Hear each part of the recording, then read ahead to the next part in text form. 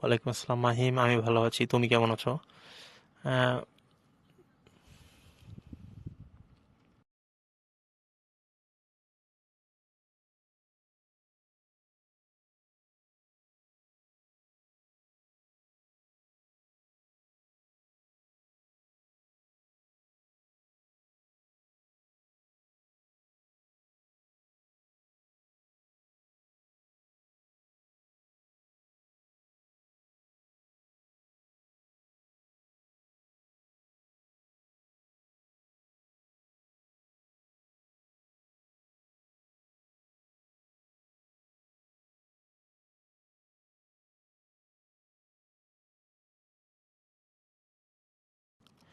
আচ্ছা, নুহা যেটা বলেছো আমি এই ব্যাপারটা নোট করে রাখতেছি। আমি তোমার কমেন্টটাও আমি স্ক্রিনশট দিয়ে রেখে দিচ্ছি আসলে, তারপরে আমি ব্যাপারটা দেখতেছি, আলোচনা করবো আসলে।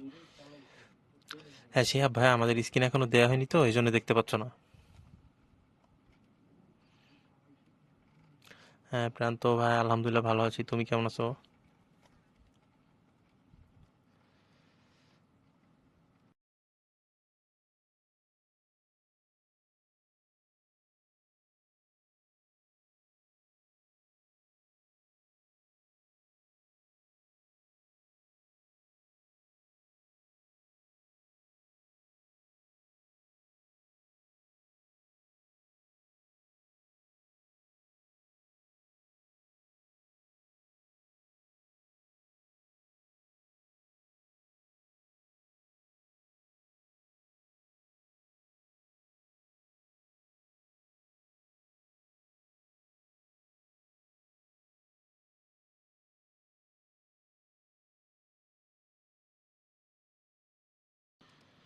আচ্ছা নুহা, তুমি যেটা বলেছো আমি তোমার ব্যাপারটা নোট করে রাখছি। আমি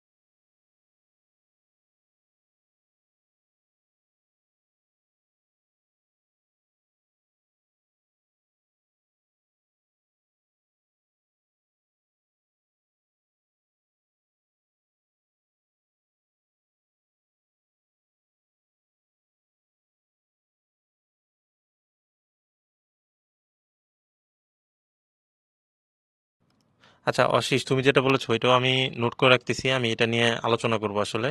আর আমি এখন স্ক্রিনটা দিয়ে দিচ্ছি, তোমরা দেখতে পাও কিনা আমাকে একটু জানাবে চ্যাট বক্সে। আমি স্ক্রিন দিয়ে দিয়েছি, তোমরা কাইন্ডলি একটু জানিয়ে দাও চ্যাট বক্সে যে আমাকে দেখতে পাচ্ছ কিনা। মাহিম, আমরা ঢাকার কোনো একটা জায়গা থেকে ক্লাসগুলো নিই আসলে।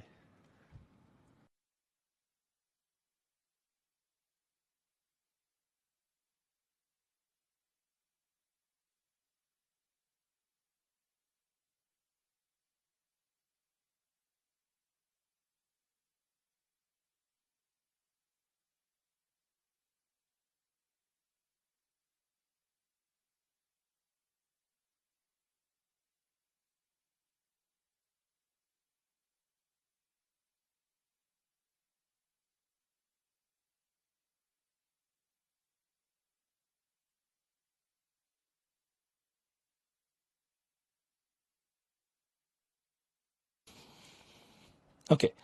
আসসালামু আলাইকুম সবাইকে। আশা করি সবাই ভালো আছো, সুস্থ আছো। সবাই কি ভাইয়ার কথা ক্লিয়ারলি শুনতে পাচ্ছ কিনা এবং স্ক্রিন ঠিক মতো দেখতে পাচ্ছ কিনা কাইন্ডলি এটি চ্যাট বক্সে একটু জানিয়ে দিও।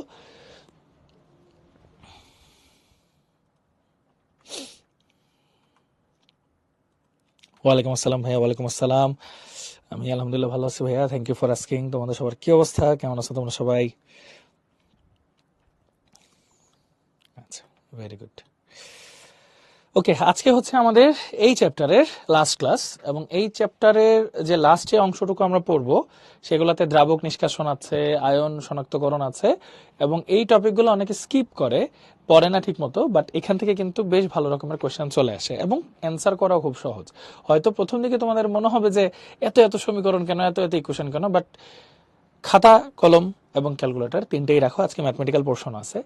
ভাইয়া কিছু ট্রিপস অ্যান্ড ট্রিক্স শেয়ার করব, একদম ইজিলি তুমি সবকিছু বুঝে ফেলবে ইনশাল্লাহ। ওকে, আচ্ছা। আল্লাহ বর্ষা প্রান্ত, হ্যাঁ আগে যাও ভাইয়া, ইনশাল্লাহ ঠিক হয়ে যাবে। ওকে, সো চলো আমরা দেরি না করে স্টার্ট করে ফেলি আজকের আমাদের লেকচারটা। জাস্ট একটা মিনিট।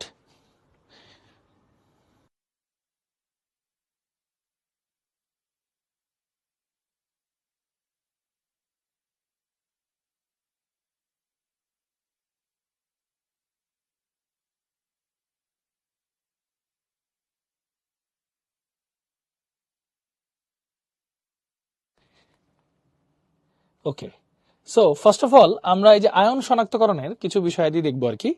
তো একটা আছে শুষ্ক পরীক্ষা, একটা হচ্ছে সিক্ত পরীক্ষা। তো চলো আগে একটু বেসিকটা ক্লিয়ার করি আমরা, হ্যাঁ আসো সবাই মন দিয়ে কিন্তু ভাইয়ের কথাগুলো শোনো। হ্যাঁ, এখন খুবই ইম্পর্টেন্ট কথাবার্তা বলবো। এখন আমরা ফার্স্টে কি শিখবো? আয়ন শনাক্তকরণ, আয়ন আইডেন্টিফিকেশন, আয়ন শনাক্তকরণ, আয়ন শনাক্তকরণ। আচ্ছা, আয়ন শনাক্তকরণ ভাই দুই ভাবে করা যায়।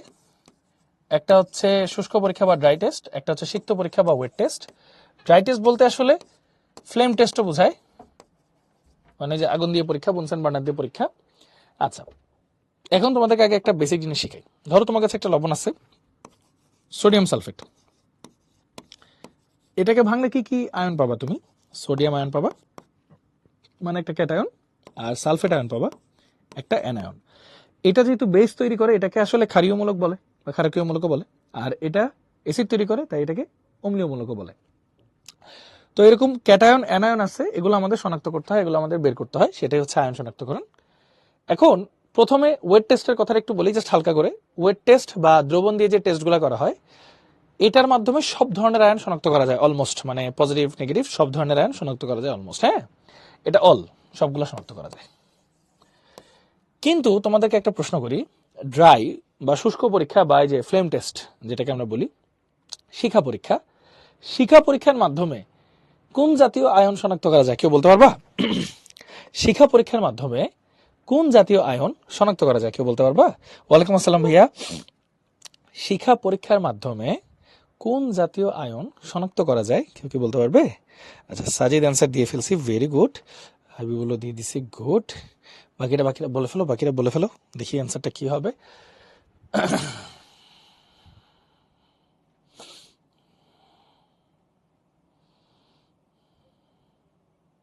বাহ, মাশাল্লাহ, সবাই তো কম বেশি পারি। হ্যাঁ, চমৎকার। আচ্ছা, এটা দিয়ে শুধুমাত্র ধনাত্মক আয়নগুলা শনাক্ত করা যায়, তাও দুইটা আয়ন ছাড়া, একটা হচ্ছে বেরিলিয়াম, একটা হচ্ছে ম্যাগনেসিয়াম। এগুলা ছাড়া, এগুলা ছাড়া বাকি সবগুলা করা যায়।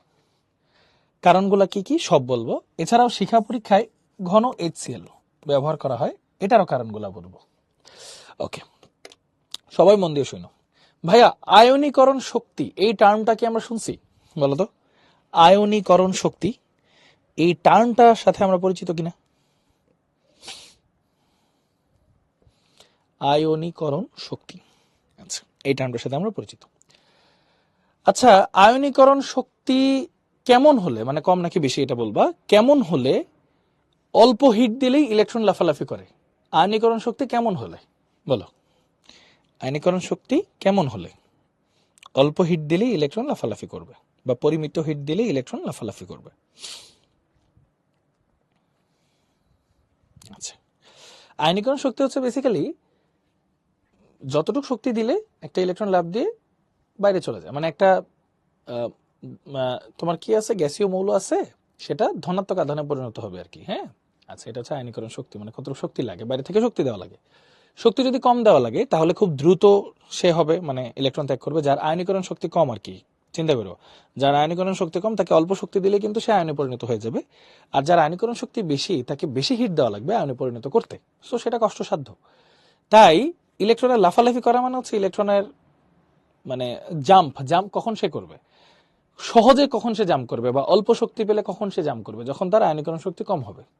যখন তার আয়নীকরণ শক্তি কম হবে তখন সে অল্প শক্তি পেলেই জাম্প করবে, লাফ দিয়ে উপরে চলে যাবে। আবার যখন ঠান্ডা করবো নিচে চলে আসবে, তখন শক্তির পার্থক্যের জন্য তরঙ্গ দৈর্ঘ্য এবং আমরা আলো দেখতে পারবো। তার মানে আমরা কি বললাম ভাইয়া, আয়নীকরণ শক্তি কম হলেই আমরা তখন হচ্ছে কি হবে, তাদেরকে আমরা শিখা পরীক্ষায় তাদের বর্ণ দেখতে পারবো। ক্যাটায়নগুলা মানে ধাতব আয়ন যেগুলো আছে সেগুলা কিন্তু বেসিক্যালি ক্যাটায়ন যেহেতু, হ্যাঁ, সেগুলার আয়নীকরণ শক্তি সাধারণত কম হয়, সহজেই তাদের ওই যে ইলেকট্রন লাফালাফি করে আমরা আলো দেখতে পাই। কিন্তু এই দুইজনেরটা হয় না, কারণ বেরিলিয়াম সাইজে অনেক ছোট, ম্যাগনেসিয়ামও সাইজে অনেক ছোট। এই জন্য তাদের থেকে যখন ইলেকট্রন সরানো হয় তখন তাদের চার্জ ঘনত্ব অনেক বেশি থাকে, সো তাদের আয়নীকরণ শক্তির মান অনেক বেশি থাকে। এই জন্য এদের শিখা পরীক্ষায় বর্ণ দেখায় না। হ্যাঁ, তাহলে শিখা পরীক্ষায় কেন বর্ণ দেখায় না? তাদের আকার ছোট, চার্জ ঘনত্ব বেশি, এই জন্য আয়নীকরণ শক্তিও বেশি। সো এই জন্য শিখা পরীক্ষায় তাদের ওই যে লাফালাফি করতেছে না ইলেকট্রন, সো আমরা মানে দৃশ্যমান অঞ্চলে তার ওই বর্ণ কোনো দেখতে পাচ্ছি না। হ্যাঁ, এই তাহলে এটা বললাম, এটার অ্যান্সারটা দিয়ে দিলাম। এখন কথা হচ্ছে নেগেটিভ গোলা কেন শিখা পরীক্ষায় অংশগ্রহণ করে না? নেগেটিভ গোলা হচ্ছে অধাতব মৌল, অ্যানায়ন। অধাতব মৌল থেকে ইলেকট্রন সরানো কিন্তু অনেক টাফ, কারণ তার আয়নীকরণ শক্তি বেশি। আমরা কি জানি, একটা পর্যায়ের বাম থেকে ডানে গেলে কি হয় ভাইয়া, আয়নীকরণ শক্তির মান বাড়তে থাকে। সো অধাতব জিনিসগুলোর আয়নীকরণ শক্তির মান অনেক বেশি। সো এই জন্য ওরা কিন্তু শিখা পরীক্ষায় বর্ণ প্রদর্শন করে না। তাহলে শিখা পরীক্ষায় কেন শুধু ক্যাটায়নের বর্ণ প্রদর্শন করে আর বেরিলিয়াম ম্যাগনেসিয়াম কেন করে না, সেটার অ্যান্সার কি আমরা সবাই বুঝতে পারছি ভাইয়া? টিচার বক্সে ছোট্ট করে একটা সি লিখে জানাই দাও, হ্যাঁ, যে ক্লিয়ার বুঝছি কিনা আমরা।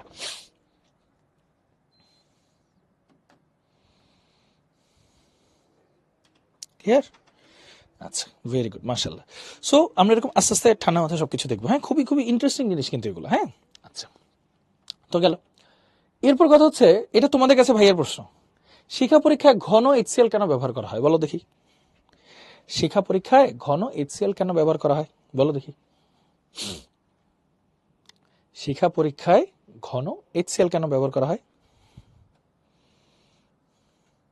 মোস্ট অফ ইট আনাফ, হ্যাঁ, মোস্ট অফ ইট। শিখা পরীক্ষায় ঘন এইচসিএল কেন ব্যবহার করা হয় বলো দেখি?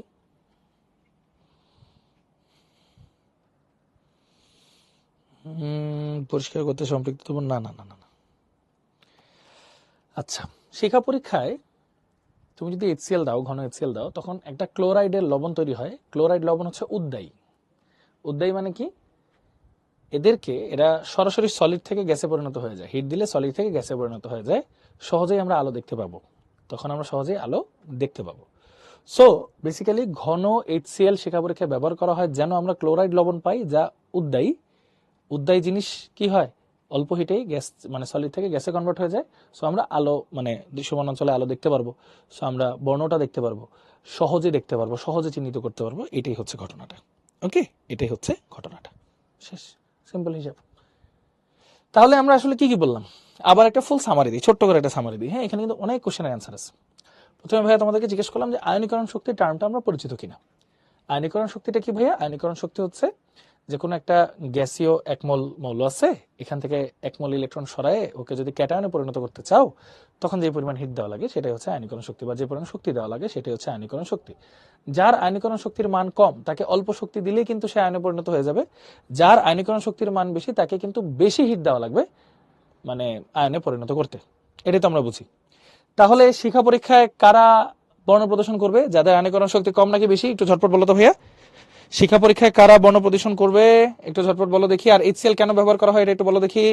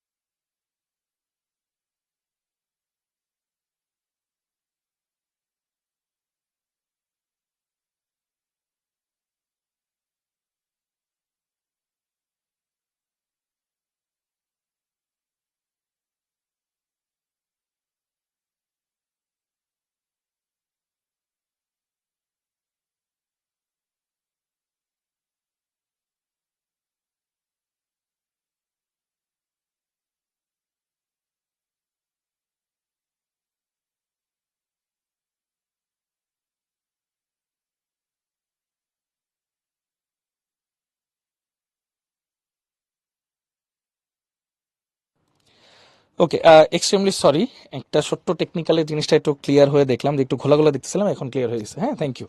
সো যেটা বলতেছিলাম, আমাদের শিক্ষা পরীক্ষা বর্ণ তাহলে কারা দেখাবে না? যাদের আয়নীকরণ শক্তি বেশি। সো এর মধ্যে একটা তো অ্যানায়ন গুলা গেলই, আরেকটা কি আসতেছে ভাইয়া? এই যে বেরিলিয়াম ম্যাগনেসিয়াম, সাইজে ছোট, ইলেকট্রন সরাইতে গেলে যে চার্জ ঘনত্ব বেশি, তো সরাতে গেলে কি হবে? ওর আয়নীকরণ শক্তি যেহেতু বেশি, একটু খেয়াল করো কেন আয়নীকরণ শক্তি বেশি? ছোট জিনিস, চার্জ ঘনত্ব বেশি, ইলেকট্রন সরাইতে ডিফিকাল্ট, এই জন্য আয়নীকরণ শক্তি বেশি, তাই ওরা দিবে না। সো এই কথা ব্যাপারটা আমরা আশা করি ক্লিয়ার। আর এই যে সবাই আমার লক্ষ্মী বাচ্চা কাচ্চারা দ্রুত বলেন, শিক্ষা পরীক্ষায় গাঢ় HCl কেন ব্যবহার করি? কারণ ক্লোরাইড যে লবণটা সেটা হচ্ছে উদ্বায়ী, যাতে সহজে আমরা বর্ণ দেখতে পারি, যেগুলো একটু ডিফিকাল্ট দেখা সেটা যেন সহজে দেখতে পারি। শেষ হয়ে গেল। আচ্ছা, সো এইগুলো আমরা মোটামুটি দেখে ফেললাম, এগুলো বুঝে গেলাম। চলো এখন আস্তে আস্তে শিক্ষা পরীক্ষার জিনিসগুলো দেখি। এই যে শিক্ষা পরীক্ষা বিভিন্ন বর্ণ দেখা যায়, এই যে শিক্ষা পরীক্ষা বিভিন্ন বর্ণ দেখা যায়। এখন যে কাজটা ঝটপট করতে হবে, এইটা চলো আমরা একটু দুইজন মিলেমিশে, মানে আমি এবং তোমরা মিলেমিশে আমরা এটা একটু দেখি। হ্যাঁ, চলো। এখন কথা হচ্ছে ভাই, এগুলোকে একদম ভালো মতো মুখস্থ করবো? ভাইয়া এগুলো আসলে কিভাবে আসে আমি তোমাদেরকে বলি। ধরো একটা আয়ন দিবে, এমসিকিউতে দিয়ে বলবে কোনটা সোনালী হলুদ শিখা সহ জলে, তখন তোমার অ্যান্সার কি হবে? সোডিয়াম লবণ। এটাই অনেক বেশি আসে। যেমন পটাশিয়ামটা আসে হালকা বেগুনি, এটা হচ্ছে ব্লু গ্লাস দিয়ে দেখলে এটা কেমন হয়, আর নর্মাল খালি চোখেরটা দেখলেই হয়, মানে খালি চোখেরটা পড়লেই হয়। যেমন সোনালী হলুদ হলে সোডিয়াম লবণ, হালকা বেগুনি হলে পটাশিয়াম লবণ, ইটের মতো লাল হলে ক্যালসিয়াম লবণ, হলুদাবু সবুজ হলে বেরিয়াম লবণ, নীলাভ সবুজ হলে কপার লবণ, হালকা নীল হলে লেড লবণ, ক্রিমসন রেড হলে লিথিয়াম লবণ, সোনালী হলে আয়রনের লবণ, বেগুনি হলে সিজিয়াম লবণ, লাল হলে স্ট্রনশিয়ামের লবণ। শেষ, প্লেন অ্যান্ড সিম্পল। আচ্ছা, সো এগুলা কিন্তু ভাইয়া মনে রেখো এগুলো। হ্যাঁ, হালকা পাতলা। সবাইকে পড়ে ফেলছো ভাইয়ার সাথে সাথে? একটু বলো দেখি টিচার ইনবক্সে কুইকলি। তোমাদের কিন্তু আমি টেস্ট ধরবো। হ্যাঁ, ক্লাসের মাঝখানে একটা টেস্ট হবে আজকে। ওকে ওকে, গুড। দেখে ফেলছি আশা করি। হ্যাঁ, জাস্ট একটু একবার চোখ বুলা ভাইয়া, আর কিচ্ছু না। হ্যাঁ, প্রেশার নেওয়ার কিচ্ছু নেই, আমরা নিজেরা মিলেমিশে পড়বো। ওকে ভাইয়া, এরপর আসি সিক্ত পরীক্ষা। সিক্ত পরীক্ষা ভাইয়া 5 ভাবে শনাক্ত করা যায়, মানে সিক্ত পরীক্ষার মাধ্যমে 5টা আলাদা আলাদা প্রসেসে শনাক্ত করা যায়। যেমন ফার্স্টে যদি আমরা বলি the production of an odour, গন্ধ বা দুর্গন্ধ শুকেও আসলে বোঝা যায় এটা কি হতে পারে। ফরমেশন অফ প্রিসিপিটেট, মানে অদক্ষেপ দেখেও আমরা কিন্তু বুঝতে পারি, বা অদক্ষেপের কালার দেখেও আমরা বুঝতে পারি। যেমন অদক্ষেপ, কেউ কিছু জিনিস আছে অদক্ষেপ পরে, কিছু জিনিস আছে অদক্ষেপ পরে না, এইভাবে দুইটা জিনিস পৃথক করা যায়। আবার কালারের চেঞ্জ, কেউ কালার চেঞ্জ করে, কেউ কালার চেঞ্জ করে না, কেউ বিভিন্ন রঙের কালার চেঞ্জ করে, এরকম কালার চেঞ্জ দেখেও কিন্তু আমরা পৃথক করতে পারি। হিট গিভেন আউট, মানে সে কি তাপ শোষণ করে ফেললো নাকি তাপ দিয়ে ফেললো, মানে তাপ উৎপাদী হলো না তাপ হারি হলো, এরকম ভাবে কিন্তু আমরা জিনিসপত্র আলাদা করতে পারি। ফাইনালি গ্যাস প্রডিউসড অফেন, মানে কি, ধরো অনেক সময় বুদবুদ তৈরি হলো আর একটাতে বুদবুদ হয়নি, এরকম গ্যাস তৈরি হওয়া দেখেও কিন্তু আমরা জিনিসগুলোকে আলাদা করতে পারি। এভাবে সিক্ত পরীক্ষার সাহায্যে আমরা কিন্তু পৃথকীকরণ পদ্ধতিগুলো কাজে লাগাতে পারি। ওকে, আচ্ছা ভাইয়া, তোমরা কি জৈব যৌগের লুকাস বিকারকের অ্যালকোহলের যে 3টা ডিগ্রি 1 to 3 ডিগ্রি যে পৃথকীকরণ, এটা পড়ছিলা ভাইয়া কোনো এক সময়, কোনো কালে, কোনো দিন? না পড়লে নাই, যদি পড়ে থাকো একটু ভাইকে জানাও। আচ্ছা, মানে নাম তো শুনছো।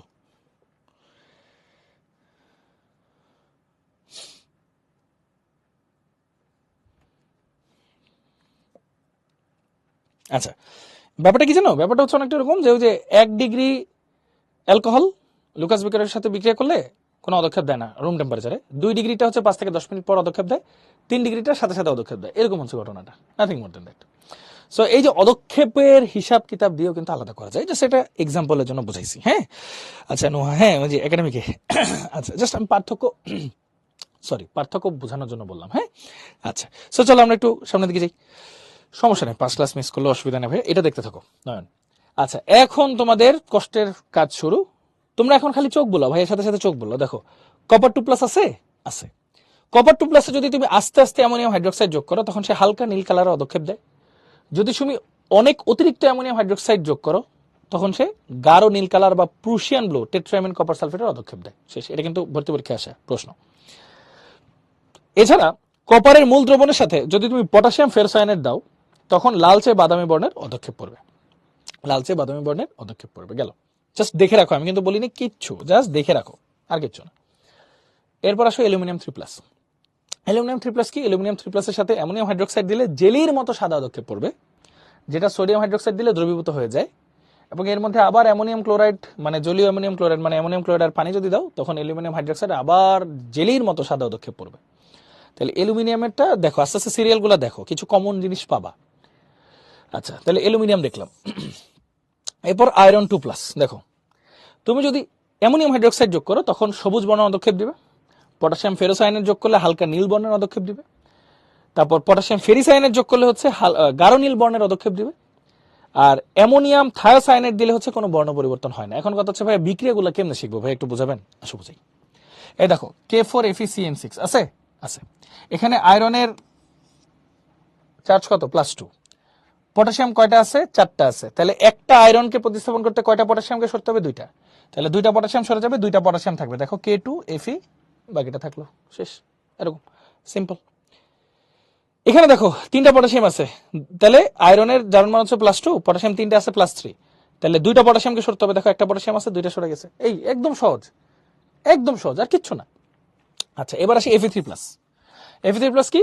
অ্যামোনিয়াম হাইড্রোক্সাইড দিলে লালচে বাদামি বর্ণের পদক্ষেপ দিবে, পটাশিয়াম ফেরোসায়ানেট দিলে গাঢ় নীল, পটাশিয়াম ফেরিসায়ানেট দিলে লালচে বাদামি, আর অ্যামোনিয়াম থায়োসায়ানেট দিলে রক্তের বর্ণের মতো উৎপন্ন হয়, রক্তের বর্ণের দ্রবণ উৎপন্ন হয়।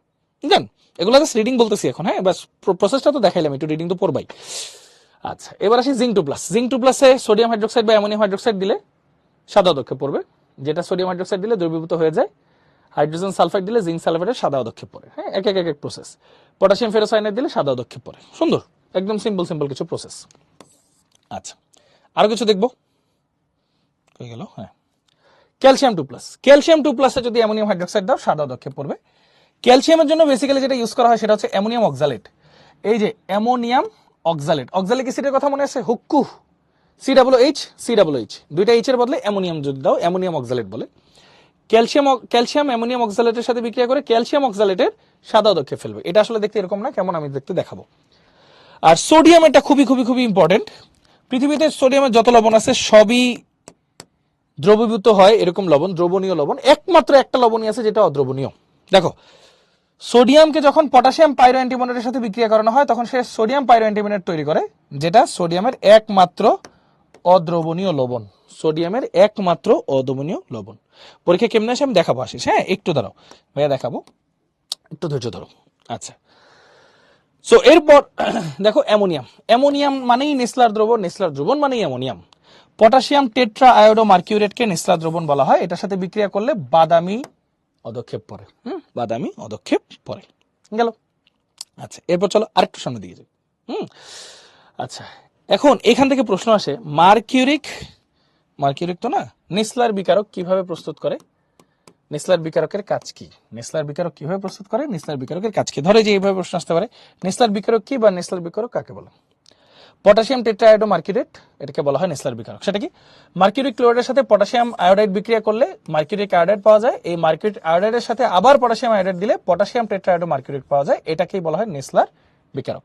নেসলার বিকারক হচ্ছে অ্যামোনিয়াম আয়ন শনাক্তকরণের কাজে ব্যবহৃত হয়। এই যে দেখো, অ্যামোনিয়া বা অ্যামোনিয়াম মূলক বা অ্যামোনিয়াম লবণ শনাক্তকরণে এটা ব্যবহৃত হয়। অ্যামোনিয়াম রিলেটেড যা যা আছে, অ্যামোনিয়াম রিলেটেড যা যা আছে সবকিছু, এই যে অ্যামোনিয়াম মূলক যা যা আছে।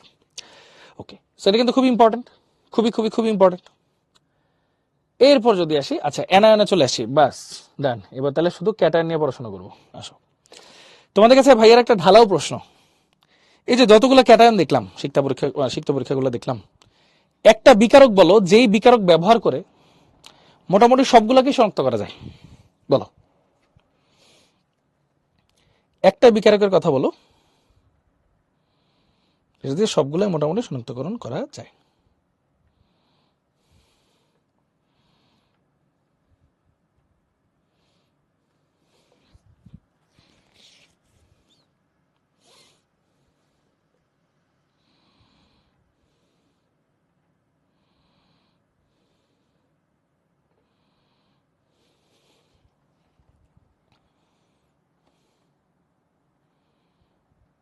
নেসলার তো না, নেসলার তো অ্যামোনিয়াম। আমি বলছি ম্যাক্সিমাম ক্যাটায়নকে শনাক্তকরণ করা যায়।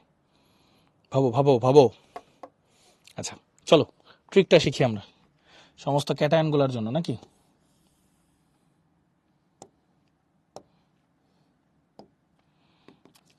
তার নাম হচ্ছে অ্যামোনিয়াম হাইড্রোক্সাইড। নাম হচ্ছে কি? Ammonium hydroxide. আচ্ছা, চলো এখন কয়েকটা জিনিস তোমাদেরকে দেখাই। ধরো তোমার কাছে আছে Ca2+, এটা যদি তুমি অ্যামোনিয়াম হাইড্রোক্সাইডের সাথে দাও তখন সে সাদা পদক্ষেপ দিবে। সাদা পদক্ষেপ দিবে। এই ক্যালসিয়ামের সাথে যদি তুমি আবার অ্যামোনিয়াম অক্সালেট দাও, সবাই একটু মন দিয়ে শুইনো, হ্যাঁ, পরে খাতায় লিখো, আগে মন দিয়ে শুইনো সবাই। অ্যামোনিয়াম অক্সালেট দাও, তখনও কিন্তু ক্যালসিয়াম অক্সালেটের সাদা পদক্ষেপ দিবে। এই যে এইভাবে লিখতে হয় ক্যালসিয়াম অক্সালেট, হ্যাঁ, এটারও সাদা পদক্ষেপ দিবে। শেষ, ক্যালসিয়ামের ঘটনা ডান। জিঙ্ক যদি দাও, জিঙ্কও বেসিক্যালি এর সাথে বিক্রিয়া করে সাদা পদক্ষেপই দিবে। অ্যালুমিনিয়াম 3+ যদি দাও, অ্যালুমিনিয়াম 3+ ওর সাথে বিক্রিয়া করে সাদা জেলির মতো পদক্ষেপ দিবে। সাদা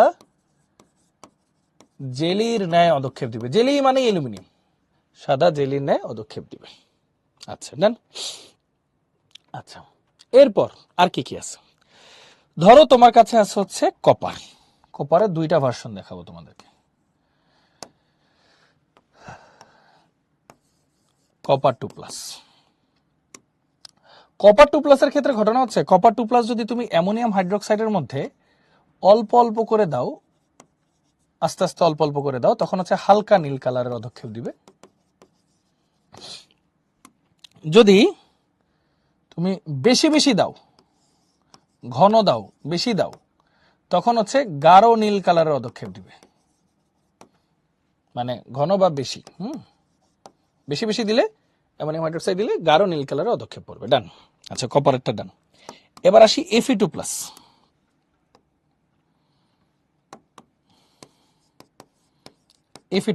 Fe2+ এর মধ্যে অ্যামোনিয়াম হাইড্রোক্সাইড দিলে সবুজ পদক্ষেপ দিবে। ঠিক আছে? আচ্ছা, আবার Fe2+ এর মধ্যে যদি তুমি পটাশিয়াম ফেরোসায়ানেট দাও, ধরো পটাশিয়াম ফেরোসায়ানেটের একটা বিষয় আছে, সেটা একটু ঝটপট লিখে ফেলি। K4Fe(CN6), আরেকটা আছে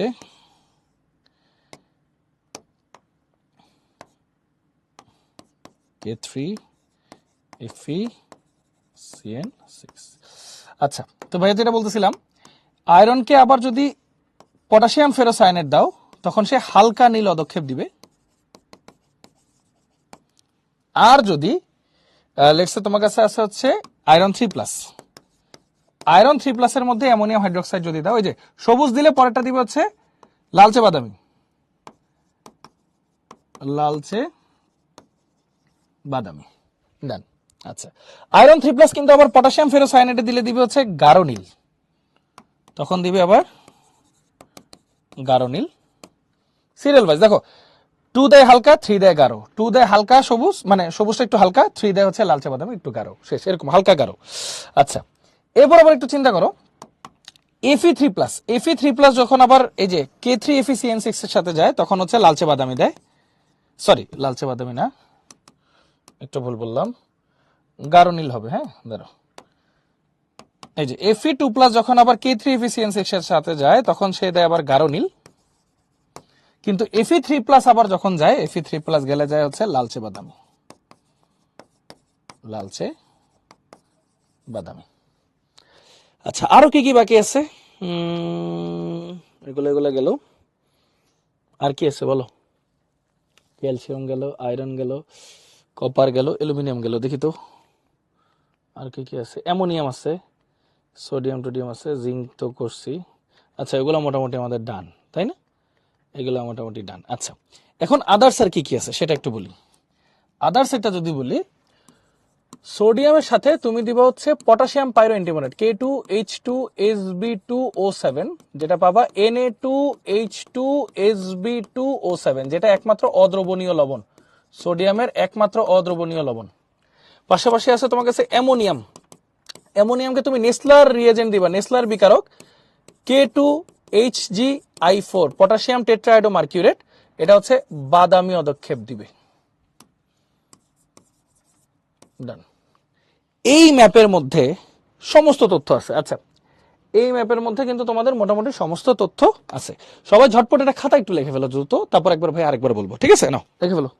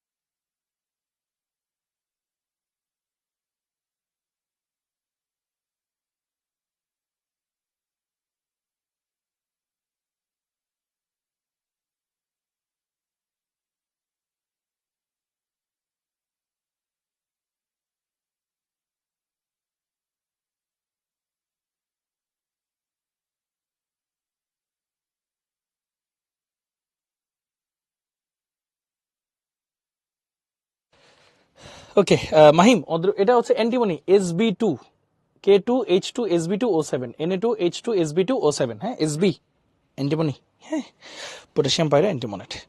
আচ্ছা তাহলে কি সহজ হয়ে গেল না ভাই ইনশাল্লাহ? যে দেখো ক্যালসিয়ামের মধ্যে অ্যামোনিয়াম হাইড্রোক্সাইড দিলেও সাদা অদক্ষেপ পড়বে, ক্যালসিয়ামের মধ্যে অ্যামোনিয়াম অক্সালেট দিলে হচ্ছে সাদা অদক্ষেপ পড়বে, ঠিক আছে। জিঙ্ক যদি দাও সাদা অদক্ষেপ পড়বে, অ্যালুমিনিয়াম দিলে জেলির মতো সাদা অদক্ষেপ পড়বে, কপার যদি অল্প অল্প দাও হালকা নীল, বেশি দিলে গাঢ় নীল। Fe2+ এর মধ্যে যদি অ্যামোনিয়াম হাইড্রোক্সাইড দাও সবুজ, 3+ দিলে হচ্ছে লালচে বাদামি। এখন Fe2+ আর 3+ কে আরো কয়েকভাবে আলাদা করা যায়, যেমন অ্যামোনিয়াম থায়োসায়ানাইড যেটা, দাঁড়াও, অ্যামোনিয়াম থায়োসায়ানাইড দিলে কোথায় ছিল, এই দেখো অ্যামোনিয়াম থায়োসায়ানেট যেটা, এটা Fe3+ হচ্ছে রক্তের বর্ণ দিবে, কিন্তু Fe2+ কিন্তু কোনো কিছু দিবে না। এই যে এইভাবে কিন্তু সহজেই সবকিছু সামারাইজ করে ফেলা যায়। তারপর এই যে K4FeCN6 দিলে Fe2+ হালকা, Fe3+ গাঢ়, আর K3 তে দিলে Fe2+ গাঢ় নীল, Fe3+ আবার লালচে বাদামি, শেষ। হ্যাঁ, এই মানে খুবই ইজি ভাবে তুমি কিন্তু কম্পেয়ার করতে পারবা। এই দেখো এখন কিন্তু তুমি চাইলে সুন্দর মতো কম্পেয়ার করে জিনিসগুলো নিয়ে নিতে পারবা, হ্যাঁ খুবই ইজি। আচ্ছা ফাইনালি আরেকটা যে বিষয় থাকে সেটা হচ্ছে যে অ্যামোনিয়াম নেসলার বিকারক দিলে হচ্ছে বাদামি, কোথাও লালচে বাদামি লেখা, বাদামি লিখতে পারো, সমস্যা নেই।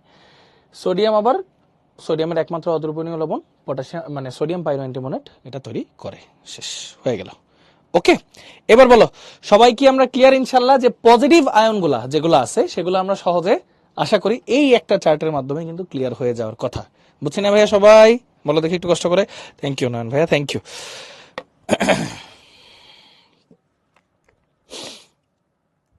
ওয়েলকাম ভাইয়া, থ্যাংক ইউ অ্যাপ্রিসিয়েট করার জন্য, থ্যাংক ইউ। ওকে, সো এটা আমরা দেখে নিলাম। এখন অ্যানায়নগুলো দেখো কি কি আছে, ক্লোরাইড আছে, সালফেট আছে, কার্বনেট আছে, অনেক কথাবার্তা আছে। দেখো ক্লোরাইডের ক্ষেত্রে আছে ওই যে সিলভার নাইট্রেট দিবা, অ্যামোনিয়াম হাইড্রোক্সাইড দিবা, সিলভার নাইট্রেট দিলে হচ্ছে সাদা অদক্ষেপ, অ্যামোনিয়াম হাইড্রোক্সাইড দিলে অদক্ষেপটা চলে যায়। লেড অ্যাসিডেট দিলে হচ্ছে এই যে সাদা অদক্ষেপ পড়ে। বেরিয়াম সালফেট যদি জিঙ্কের মধ্যে দাও, বেরিয়াম সালফেটের সাদা অদক্ষেপ পড়ে। আবার লেড সালফেট যদি মানে লেড অ্যাসিডেট দিলে সাদা অদক্ষেপ পড়ে। আবার বেরিয়াম মানে ইয়ার মধ্যে কার্বনেটের মধ্যে যদি কি দাও, বেরিয়াম নাইট্রেট দাও, সাদা অদক্ষেপ পড়বে। HCl দিলে কার্বন ডাইঅক্সাইডের বুদবুদ তৈরি হবে। তো এখান থেকেও একটা আসলে কনফিউশন তৈরি হইতে পারে। তো চলো নেগেটিভ আয়নগুলো আমরা একটু সলভ করি। হ্যাঁ, নেগেটিভ আয়নগুলো আমরা একটু সলভ করি। একটা হচ্ছে হ্যালোজেনের জন্য সলভ করব, আর একটা হচ্ছে অন্যান্য যে আয়নগুলো আছে সেগুলোর জন্য সলভ করব। ওকে, একটা হ্যালোজেনের জন্য, একটা অন্যান্য আয়নের জন্য। তো চলো সলভ করি। দুইটা জিনিস নিয়ে আমরা কাজ করব ভাইয়া, হ্যাঁ দুইটা জিনিস নিয়ে কাজ করব, সবাই একটু মন দিয়ে দেখো। একটা হচ্ছে ভাইয়া সিলভার নাইট্রেট, সিলভার নাইট্রেট, আর এটা হচ্ছে বেরিয়াম নাইট্রেট। সিলভার নাইট্রেটটা আমরা কাজে লাগাবো হ্যালোজেনের জন্য। ধরো আমার কাছে আছে হচ্ছে ক্লোরিন, ক্লোরিন দিলে এটা সাদা অদক্ষেপ দেয়। তারপর আমরা যদি ব্রোমাইড দিই হালকা হলুদ পদক্ষেপ দিবে, আর আয়োডাইড দিলে অ্যাকচুয়াল হলুদ পদক্ষেপ দিবে, শেষ। এটা হলো আমাদের কাভার, এটা হলো আমাদের কাভার হ্যালোজেন গুলার জন্য। হ্যাঁ আচ্ছা, এখন যদি আসি সালফেট কার্বনেট,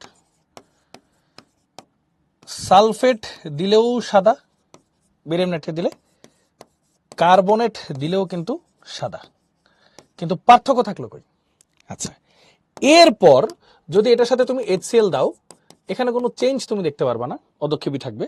কিন্তু এখানে যদি তুমি HCl দাও তখন তুমি কার্বন ডাইঅক্সাইডের বুদবুদ দেখতে পারবা, কার্বন ডাইঅক্সাইডের বুদবুদ দেখতে পারবা। এইভাবে দুইটা আলাদা হয়ে যাবে। এটাও ঝটপট লিখে ফেলো নাও, তাহলে অ্যানায়ন গুলাও ডান, আলহামদুলিল্লাহ। নাও লিখে ফেলো, লিখে ফেলো সবাই কুইকলি।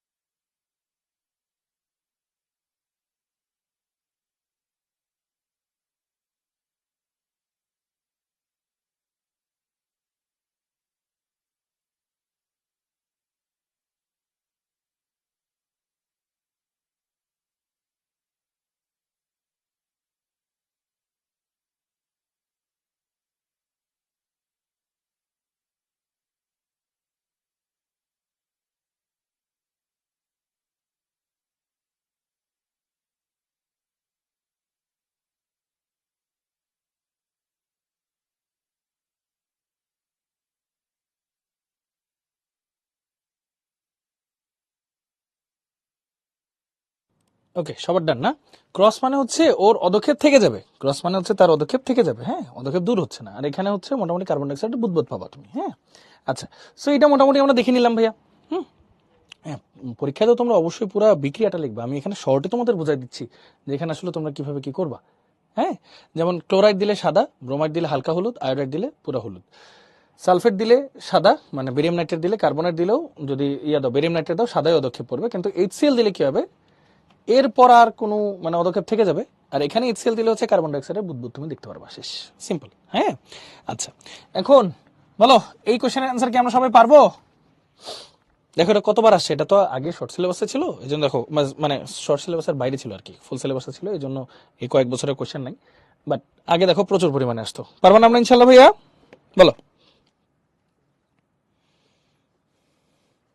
অন্যগুলোর সাথে ওগুলো করতেছে না ভাইয়া, এই জন্যই একদম স্পেসিফিকটা লিখে দিছি আহনাফ। হ্যাঁ,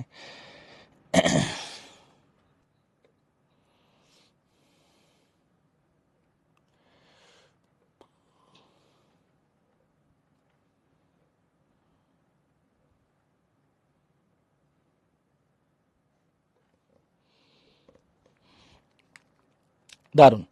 আচ্ছা, এটা তাহলে পারবো। এখন আচ্ছা, এখানে যাওয়ার আগে তোমাদেরকে আমি জাস্ট নর্মালি একটা কোশ্চেন করি। ধরো তোমার কাছে একটা লবণ আছে AB, মানে এটা হলো ধাতব, বিটা হলো অধাতব আয়ন আর কি, হ্যাঁ, প্লাস মাইনাস। এখন এটাকে যখন তোমার শুষ্ক পরীক্ষা করা হইলো, শুষ্ক পরীক্ষা বা ড্রাই টেস্ট করা হইলো, বা ফ্লেম টেস্ট বা শিখা পরীক্ষা করা হইলো, তখন এটার যে পজিটিভ আয়নটা আছে সেটার রং দেখা গেল সোনালী হলুদ, সোনালী হলুদ। আর এটার যখন সিক্ত পরীক্ষা করা হইলো নেগেটিভ আয়নটার, নেগেটিভ আয়নটার, এটার মধ্যে দেওয়া হয়েছে বেরিয়াম নাইট্রেট, বেরিয়াম নাইট্রেট দেওয়ার পরে এটার মধ্যে আবার HCl দিছে, মানে বেরিয়াম নাইট্রেট দেওয়ার পর এটাকে সাদা অদক্ষেপ পাইছে, তারপর HCl দিছে, দেওয়ার পর অদক্ষেপটা দূর হয় নাই। কোশ্চেন হচ্ছে লবণটার নাম কি? কোশ্চেন হচ্ছে লবণটার নাম কি? দেখি করো, দেখি সবাই, লবণটার নাম কি?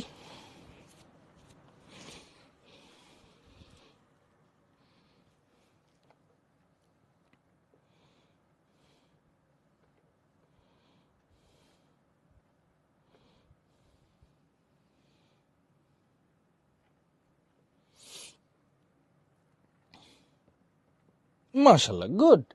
সোনালী হলুদ শিখা সহ জলে, মানে এটা হচ্ছে সোডিয়াম প্লাস, এটা হচ্ছে সোডিয়াম প্লাস, আর বিটা যেহেতু মাইনাস, বেরিয়াম নাইট্রেট দিলাম সাদা অদক্ষেপ, HCl দিলাম কোনো কিছু হইলো না, মানে চেঞ্জ হইলো না, অদক্ষেপ থাকলো, তার মানে এটা কিন্তু সালফেট, তার মানে লবণটা কি ভাইয়া? Sodium sulphate. তাহলে এখন ভাইয়া যে এরকম ভাবে শনাক্ত করতে পারবো না আমরা ইনশাল্লাহ? এখন একটা কনফিডেন্স চলে আসছে না ভাইয়া, বলো তো?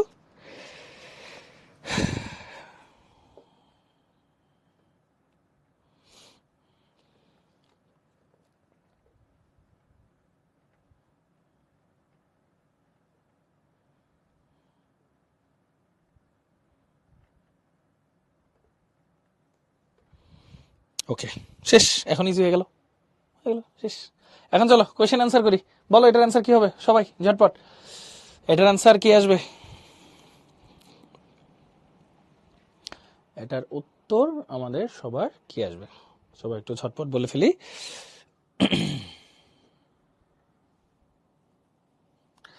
আয়রন অক্সাইড HCl এর সাথে বিক্রিয়া করে হবে হচ্ছে আয়রন ক্লোরাইড, ফেরিক ক্লোরাইড, তাহলে Fe3+, তাই তো?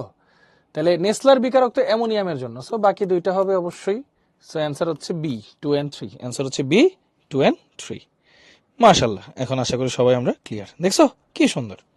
আচ্ছা, এটার উত্তর বলো দেখি সবাই, ঝটপট ঝটপট একটু বলো দেখি এটার উত্তর।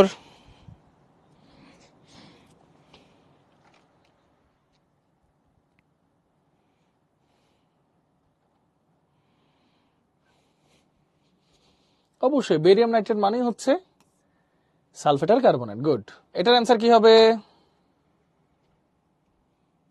এটার অ্যান্সার কি হবে?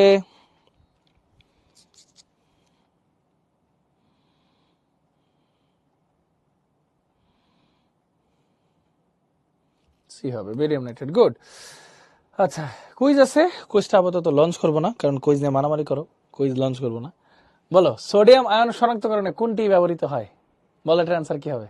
আচ্ছা, লঞ্চ করেই দিই, থাক, লঞ্চ করতেছি, ঠিক আছে? 3 2 1, সবাই রেডি থাকো, ঠিক আছে? লঞ্চ করবো। সোডিয়াম আয়ন শনাক্তকরণে কোনটি ব্যবহৃত হয়, ঠিক আছে? 3 2 1, নাও, লঞ্চ করে দিলাম। হুম, এই যে সবাই অ্যান্সার দিও ঝটপট, ভুল করো না কিন্তু।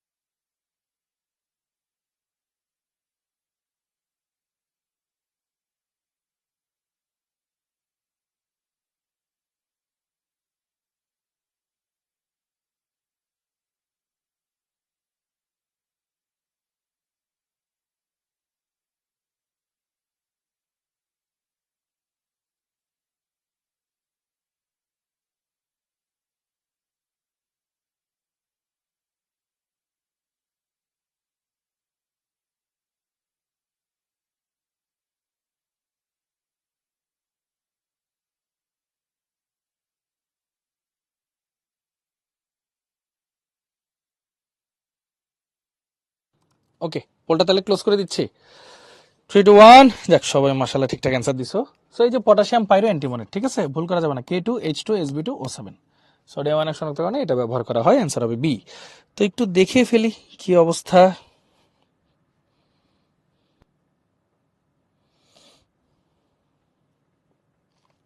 লিডার বোর্ডটা দেখি। আশিস, সৌমিক, প্রান্ত, নুহা, আহনাফ, তাসনিম, ফাবিহা আহমেদ, ইমরান, জুই, সাজিদ, ভেরি গুড ভাইয়া, থ্যাংক ইউ। সো এটা তো আমাদের ডান। যাক তাহলে সবাই পারছি। আচ্ছা, এরপরে যে দেখো বিভিন্ন রিডিং জিনিস, এগুলা জৈব যৌগে কার্বনের উপস্থিতি শনাক্তকরণ, এই যে কপার অক্সাইড ইউজ করা হয়, পরে ওই কার্বন ডাইঅক্সাইড চুনের পানিকে ঘোলা করে, তারপর হাইড্রোজেনের উপস্থিতি শনাক্তকরণ সেম প্রসেসে করা হয় আর কি, জাস্ট ওখানে ওই যে কপার সালফেট ইউজ করে মানে নীল বর্ণে তুতেতে পরিণত হয়। এই যে এখানে প্রসেসগুলো আছে আর কি, জাস্ট রিডিং পড়বে আর কিছু না। তারপর দেখো যদি বলি জৈব যৌগের নাইট্রোজেনের উপস্থিতি কিভাবে শনাক্ত করা হয়, যে একটি টেস্ট টিউবে সামান্য পরিমাণ মাতৃদ্রবণ মানে যেটাকে শনাক্ত করবা সেটা কয়েক ফোঁটা সদ্য প্রস্তুতকৃত ফেরাস সালফেট নাও, এতে 2-3 ফোঁটা ফেরাস ক্লোরাইড দ্রবণ যোগ করলে নীল বর্ণের যদি প্রুশিয়ান ব্লু তৈরি হয় তখন বুঝতে হবে নাইট্রোজেন আছে। এই আর কিছু না, জাস্ট রিডিং। হ্যাঁ, জাস্ট রিডিং, এগুলো থেকে খুব একটা যে কোশ্চেন আছে তা না। এছাড়া জৈব যৌগের নাইট্রোজেন, সালফার ও হ্যালোজেনের উপস্থিতি কিভাবে শনাক্ত করা হয়, ওই যে সেম কিছু প্রসেসের কথা লেখা আছে, এগুলো জাস্ট রিডিং পড়বা। হ্যাঁ, একদম আমাদের বেসিক যেটা পড়ার দরকার ছিল সেগুলো আমাদের পড়া শেষে। দেখো ক্লোরাইডেরটা, ব্রোমিনেরটা, হ্যাঁ এগুলো কিন্তু আমরা অলরেডি সলভ করে ফেলছি। হ্যাঁ, আয়োডাইডেরটা, সালফারেরটা দেখো লেডের সাথে, লেড অ্যাসিটেটের সাথে বিক্রিয়া করলে কালো কালার পদক্ষেপ পড়বে। হ্যাঁ, সালফার নাইট্রোজেনের উপস্থিতি একত্রে শনাক্তকরণ, সেটাও দেখলাম গাঢ় লাল দ্রবণ তৈরি করবে। হ্যাঁ, আচ্ছা এই কোশ্চেন অ্যান্সার সবাই ভাইকে টিচার বক্সে লিখে দেন দ্রুত। হ্যাঁ, আচ্ছা অসুবিধা নেই রাজন ভাইয়া, কোনো সমস্যা নেই, বলো। অশেষ, আচ্ছা সরি সরি সরি ভাই, অশেষ, সরি সরি ভাই, নামটা ভুল বলার জন্য এক্সট্রিমলি সরি। বলো তো ভাই এই কোশ্চেন অ্যান্সার কি হবে, কোনটা ব্যবহার করতে হবে?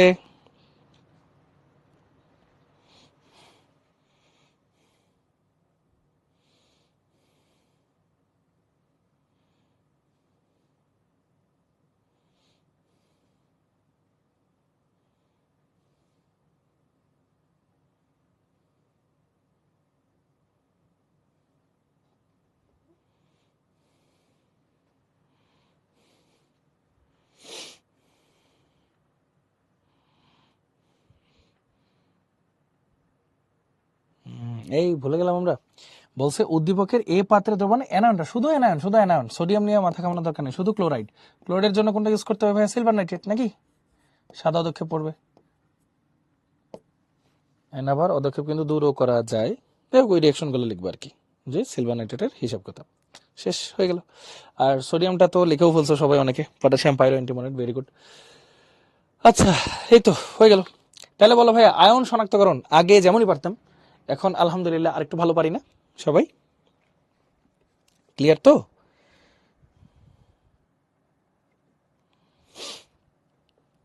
আচ্ছা, ভেরি গুড, চমৎকার। তাহলে এটা আমরা আমাদের সবার ক্লিয়ার। না না বাবা, শেষ ক্লাস না, আরো অনেক কিছু আছে বাবা। আচ্ছা ওকে, তারপর দেখো এখন আমরা পাতনে যাব। আচ্ছা, পাতন হচ্ছে একটা পৃথকীকরণ পদ্ধতি আর কি। এখন পাতন অনেক ধরনের আছে, যেমন জেনারেল ডিস্টিলেশন বা সাধারণ পাতন আছে, আংশিক পাতন আছে, তারপর নিম্নচাপ বা বায়ুশূন্য পাতন আছে, তারপর হচ্ছে বাষ্প পাতন আছে, ঊর্ধ্ব পাতন আছে, এরকম অনেক ধরনের পাতন আছে, আমরা সবগুলো নিয়ে আলোচনা করব। আচ্ছা, পাতন বেসিক্যালি কি, সবাই কেউ কি বলতে পারবো ভাইয়াকে পাতন অ্যাকচুয়ালি কি জিনিস? পাতন জিনিসটা কি আসলে?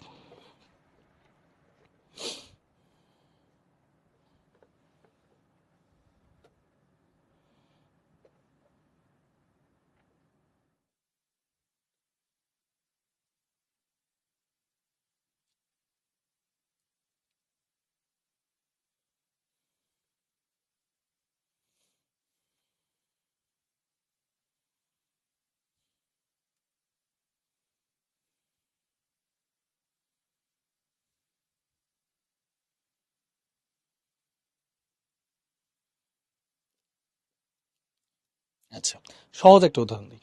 পাতন হচ্ছে দুইটা প্রসেস। ফার্স্ট হচ্ছে এটাকে ভেপোরাইজেশন, বাষ্পীকরণ, এরপর কন্ডেনসেশন, শীতলীকরণ। বাষ্পীকরণ, শীতলীকরণ, বাষ্পীকরণ, শীতলীকরণ, এই দুইটার মিলিত জিনিসটাকে বলা হয় পাতন। আচ্ছা, এখন তোমাদেরকে খুব সহজে একটা জিনিস বলি। শুধু জেনারেল ডিস্টিলেশন বা সাধারণ পাতন কাদের করা হয়? যাদের স্ফুটনাঙ্কের পার্থক্য, হ্যাঁ এখানে তো আসলে অনেক ধরনের জিনিসপত্রের মিশ্রণ থাকে তাই না, যাদের স্ফুটনাঙ্কের পার্থক্য is greater than 40 degree Celsius হয়, তাদের ক্ষেত্রে আমরা করি সাধারণ পাতন। যেমন ধরো তোমার কাছে আছে এ আর এটা আছে বি, এর স্ফুটনাঙ্ক ধরো 120 ডিগ্রি সেলসিয়াস, বি এর স্ফুটনাঙ্ক ধরো 30 ডিগ্রি সেলসিয়াস। ওকে, এই দুইটা জিনিস আমরা নিলাম, এই দুইটার মিশ্রণ আছে এখানে ধরো। হ্যাঁ, এখন আমরা যদি 30 ডিগ্রিতে হিট দেওয়া শুরু করি, খেয়াল করো কমটা হিট দিব, 30 ডিগ্রিতে হিট দেওয়া শুরু করব, পুরাটা বি হচ্ছে বাষ্পে পরিণত হয়ে এই পথে চলে যাবে। এটা হচ্ছে লিবিক শীতক বা কন্ডেন্সার।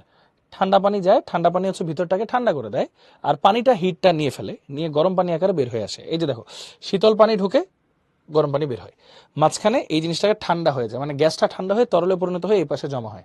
তাহলে এখানে বিটা এসে পড়ছে আর এখানে এটা থেকে গেছে, এভাবে এ আর বি আলাদা হয়ে গেছে। প্রসেসটা বুঝছি?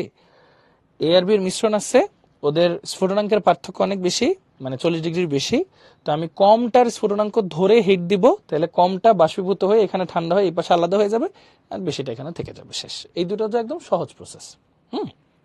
আচ্ছা, সবাই ক্লিয়ার? ছোট্ট করে একটা সি লিখে দিই, এগুলো একটু ফাস্ট যাবো আমরা। হ্যাঁ, বলো, ছোট্ট করে সি লিখে দিই।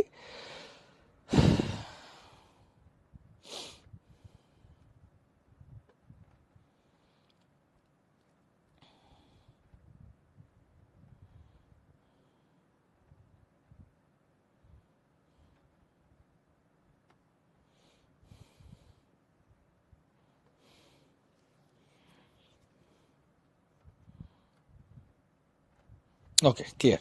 চলো পরেরটা যাই। পরেরটাকে বলা হয় আংশিক পাতন। আংশিক পাতনে আসলে যাদের স্ফুটনাঙ্কের পার্থক্য, এখানে মিশ্রণের ব্যাপারটা একটু অন্যরকম থাকে। স্ফুটনাঙ্কের পার্থক্য হয় লেস দেন 40 ডিগ্রি সেলসিয়াস। ধরো এখানে তিনটা জিনিসের মিশ্রণ আছে ভাইয়া। হ্যাঁ, তিনটা জিনিসের মিশ্রণ আছে, এ বি সি। ধরো এটা হচ্ছে 65 ডিগ্রি সেলসিয়াস, এটা ধরো 78 ডিগ্রি সেলসিয়াস, এটা ধরো 97 ডিগ্রি সেলসিয়াস। মানে এদের স্ফুটনাঙ্কের পার্থক্য খুবই কম, 40 ডিগ্রির মধ্যে, ভিতরে কম। সো এখানে একটা বিশেষ ধরনের কলাম ইউজ করা হয়, যেটাকে বলা হয় অংশ কলাম। মানে এরকম একটা কলাম দণ্ড, এটার ভিতরে অনেকগুলো কাজ থাকে বা অনেক কিছু, অনেক ধরনের মেটেরিয়াল থাকতে পারে, বিভিন্ন বাধা থাকে আর কি বেসিক্যালি। আচ্ছা, কেউ যদি তার স্ফুটনাঙ্কে পৌঁছায়, তখন তার গতিশক্তি বেশি থাকে নাকি কম থাকে, বলো দেখি ভাইয়া? কেউ যদি তার স্ফুটনাঙ্কে পৌঁছায়, তখন তার গতিশক্তি বেশি থাকে নাকি কম থাকে? কেউ যদি, আচ্ছা মাশাআল্লাহ, ভেরি গুড। স্ফুটনাঙ্কে পৌঁছানো মানে কি, অণুগুলো অনেক গতিশীল হবে, বাষ্পে পরিণত হওয়ার চেষ্টা করবে, এবং তার গতিশক্তি হবে সবচেয়ে বেশি। এখন এই তিনটার মধ্যে সবাই একটু খেয়াল করো, এই তিনটার মধ্যে আমি যদি 65 ডিগ্রি দিয়ে হিট দিই নিচে, তাহলে ও তো ফুল গতিশক্তি পাইছে, ওই বাধা অতিক্রম করে এই শীতকে চলে এখানে গিয়ে জমা হয়ে চলে যাবে। কিন্তু বাকি দুইজনও তো হিটেড হয়ে এখানে এত বাধা থাকে যে তারা যখন বাড়ি খেলে কি হয়, গতিশক্তি কমতে থাকে, মানে তারা ঠান্ডা হইতে থাকে, আবার নিচে চলে আসে। সো এইভাবে এই পাত্র আলাদা হয়ে গেল, এই পাত্র সরাই নিলাম, আরেকটা পাত্র দিলাম। এরপর 78-এ যদি হিট দিই, তখন এটা আবার বের হয়ে চলে আসবে, আর সিটা ওই যে বাড়ি খেয়ে গতিশক্তি কমে কমে নিচে আবার চলে আসবে। শেষ। এভাবে এবিসি তিনটা আলাদা হয়ে গেল। সহজ না ভাইয়া জিনিসগুলো? Easy, same process, easy process. Just এখানে একটা এক্সট্রা অংশ কলাম ইউজ করা হয়, আচ্ছা, ও বাই দ্য ওয়ে, ক্রোমাটোগ্রাফি যে অংশটা আছে এই চ্যাপ্টারের লাস্টে, ক্রোমাটোগ্রাফির যে অংশটা আছে সেটা কিন্তু তোমাদের সেকেন্ড পেপারে চ্যাপ্টার 3-তে পড়ানো হয়ে গেছে কিন্তু ভাইয়া। সেকেন্ড পেপারে চ্যাপ্টার 3-তে লাস্টের দিকে কিন্তু পড়ানো হয়ে গেছে ভাইয়া। হ্যাঁ, সো ওখান থেকে দেখে নিও, তাহলেই হবে। হ্যাঁ, কম ডিগ্রি টেম্পারেচার থেকে শুরু করবো অবশ্যই প্রান্ত ভাইয়া, কম ডিগ্রি থেকে অবশ্যই শুরু করবো। আচ্ছা, এবার আসি বাষ্পপাতন বা স্টিম পাতন। আচ্ছা, এটা কাদের করা হয়? বাষ্পপাতন বা স্টিম পাতনটা কাদের করা হয় ভাইয়া, বলো তো? 97 দিলে তো সব একই হয়ে যাবে না, এই জন্যই তো যেটা কম ওটা দিয়ে শুরু করতে হবে, বেশিটা দিয়ে দিলে তো সবাই চলে যাবে, তাহলে তো লাভ হলো না। আচ্ছা বলো, বাষ্পপাতন বা স্টিম পাতন আসলে কাদের করা হয়? না, গ্যাস উপাদানের না, মানে যারা তরলে দ্রবীভূত হয় না কিন্তু বাষ্পে দ্রবীভূত হয়, তাদেরকে বাষ্পপাতন করা হয়। যে দেখো, এখানে একটা তরল দিলাম, এখানে একটা বিষয় আছে, ধরো এইখানে মিশ্রণ আছে এ আর বি এর মিশ্রণ আছে। এটার ঘনত্ব ধরো 1.02, এটার ঘনত্ব ধরো 1.09, বা শুধু 1.2, ধরো 1.2 ঘনত্ব বলছি, ঘনত্ব। আর পানির ঘনত্ব হচ্ছে 1। এখন ওরা হচ্ছে তরলে দ্রবীভূত হয় না, বাষ্পে দ্রবীভূত হয়। এখন আমি কি করলাম, যে ধরো এটা যে স্ফুটনাঙ্ক, এটার স্ফুটনাঙ্ক ধরো কম, এটা ধরো বেশি, হ্যাঁ সিমিলার, এটার কম এটার বেশি। তাহলে আমি কম তাপমাত্রা দিলাম, কম তাপমাত্রা দিলে কি হবে, এটা বাষ্পে পরিণত হবে। আর এটাকে আগে থেকে হিট দিলাম, এটা এসে বাষ্পটা এটার সাথে মিশে যাবে। এই দুইটা বাষ্প একসাথে যখন এই ঠান্ডার মধ্যে দিয়ে গেল, তখন এখানে এসে আবার কি ঠান্ডা হয়ে গেলে তারা পানিতে মানে তরলে পরিণত হয়ে যাবে। এখন তরলে পরিণত হইলে এখানে তো পানিও আছে, ওই পদার্থটাও আছে, দুইটাকে আলাদা করবা কিভাবে? খুব সহজ, দুইটার মানে ঘনত্ব তো আলাদা, যেটা ঘনত্ব বেশি সেটা নিচে জমা হবে, যেটা ঘনত্ব কম সেটা উপরে জমা হবে, নাকি এরকমই তো, কম বেশি আর কি, উপর নিচে জমা হবে। সো দুইটা লেয়ারে দুইটাকে আলাদা করে ফেলা যাবে, শেষ। মানে মেইন কথা হচ্ছে স্টিম পাতন বা বাষ্পপাতন কাদের করা হয় ভাইয়া? যারা তরলে দ্রবীভূত না হয়, স্টিমে দ্রবীভূত হয় বা বাষ্পে দ্রবীভূত হয়, শেষ। ওকে, আচ্ছা। এরপর যেটা আছে ভাইয়া ঊর্ধ্বপাতন, এটা তো আরো সহজ। ওই যে যারা সরাসরি সলিড থেকে গ্যাস অথবা গ্যাস থেকে সলিডে কনভার্ট হয়, যেমন আয়োডিন। দেখো এখানে ধরো আয়োডিন আছে অবিশুদ্ধ অবস্থায়, তুমি এখানে ঠান্ডা পানি দিছো আর এখানে হিট দিতেছো, তাহলে আয়োডিনের পিওর আয়োডিন যেগুলা সেগুলা গ্যাসে পরিণত হয়ে যায়, সলিড থেকে সরাসরি গ্যাস পরিণত হয়ে এই যে কাছাকাছি যখন আসে টিউবের কাছাকাছি, তখন এই ঠান্ডা পানি থেকে সে ঠান্ডা নেয় আর পানিকে সে গরম করে ফেলে। সো আয়োডিনের গ্যাসটা যখন ঠান্ডা পানি নেয় তখন সে ঠান্ডা হয়ে কি সলিড হয়ে যায়, এই যে এখানে জমা হয়, এই পাশে জমা হয়, এই সাইডগুলোতে এই যে এরকম জমা হয়, তখন এখান দিয়ে আবার গরম পানিটা বের হয়ে যায়। তখন আমরা যদি নলটা উঠায় নেই তখন কিন্তু আয়োডিন পাবো, পিওর আয়োডিন। এটা কাদের জন্য? যারা ঊর্ধ্বপাতিত পদার্থ, তাই না, মানে সলিড থেকে গ্যাস, গ্যাস থেকে সলিড হয়ে যায়, তাদের জন্য এটাকে বলা হয় ঊর্ধ্বপাতন, এটাকে বলা হয় ঊর্ধ্বপাতন। আচ্ছা, গেল। ফাইনালি যেটা আছে নিম্নচাপ পাতন। আচ্ছা, নিম্নচাপ পাতনে আসতেছি একটু আগে, তার আগে প্রসেসটা কিন্তু খুব সিম্পল, সবকিছুই সেম। এখানে কি করা হয়েছিল ভাইয়া? ওই যে ওদের ঘনত্ব আলাদার উপর বেস করে তাদেরকে আলাদা করা হয়েছে সুন্দর করে, ওই হিট দেওয়ার প্রসেস আগের মতোই, জাস্ট ওরা হচ্ছে তরলে তরলে দ্রবীভূত হয় না দেখে তাদেরকে স্টিমে দ্রবীভূত করে তারপর আলাদা করা হয়েছে, এই হচ্ছে প্রসেস, আর কিছু না। ওকে, মানে কি করছি আমরা? দেখো এখানে ওই যে এ আর বি এর মিশ্রণ আছে, ধরো একটার ঘনত্ব বেশি একটার ঘনত্ব কম, একটার স্ফুটনাঙ্ক বেশি একটার স্ফুটনাঙ্ক কম। আমরা কি করব? কমটাকে আগে হিট দিব, মানে কম তাপমাত্রাটা দিব, আর এখানে ওই যে পানির বাষ্প আকারে সাপ্লাই দিব, তখন তারা মিশে এই পথে চলে যাবে, ঠান্ডা হয়ে আবার তরল আকারে জমা হবে। কিন্তু পানি আর ওই পদার্থ তো মিশ্রণ আকারে ছিল আগে, এখন আর মিশ্রণ থাকতে পারবে না, কারণ তরল হয়ে দুইটা আলাদা লেয়ার তৈরি করবে, কারণ তাদের ঘনত্ব আলাদা। এইভাবে দুইটাকে পৃথক করে ফেলা যায়, শেষ। ওকে, এটা বুঝছি, ক্লিয়ার? আর ঊর্ধ্বপতনটা কি? ঊর্ধ্বপতনটা খুব সহজ। এখানে অবিশুদ্ধ সলিড আয়োডিন ছিল, হিট দিলাম, বিশুদ্ধ গ্যাসে পরিণত হয়ে নলের কাছে গেল, নলের কাছে গিয়ে সে ঠান্ডা হয়ে আবার সলিড আয়োডিনে পরিণত হয়ে গুটি গুটি করে জমা হইলো, এই নলটা বের করলে আমরা সলিড আয়োডিন পাবো, শেষ। ক্লিয়ার? এটুকু পর্যন্ত আমরা সবাই ক্লিয়ার? ছোট করে একটা সি লিখে দিই ভাইয়া। একই একই প্রসেস, সবগুলো ঘুরে ফিরে একই প্রসেস।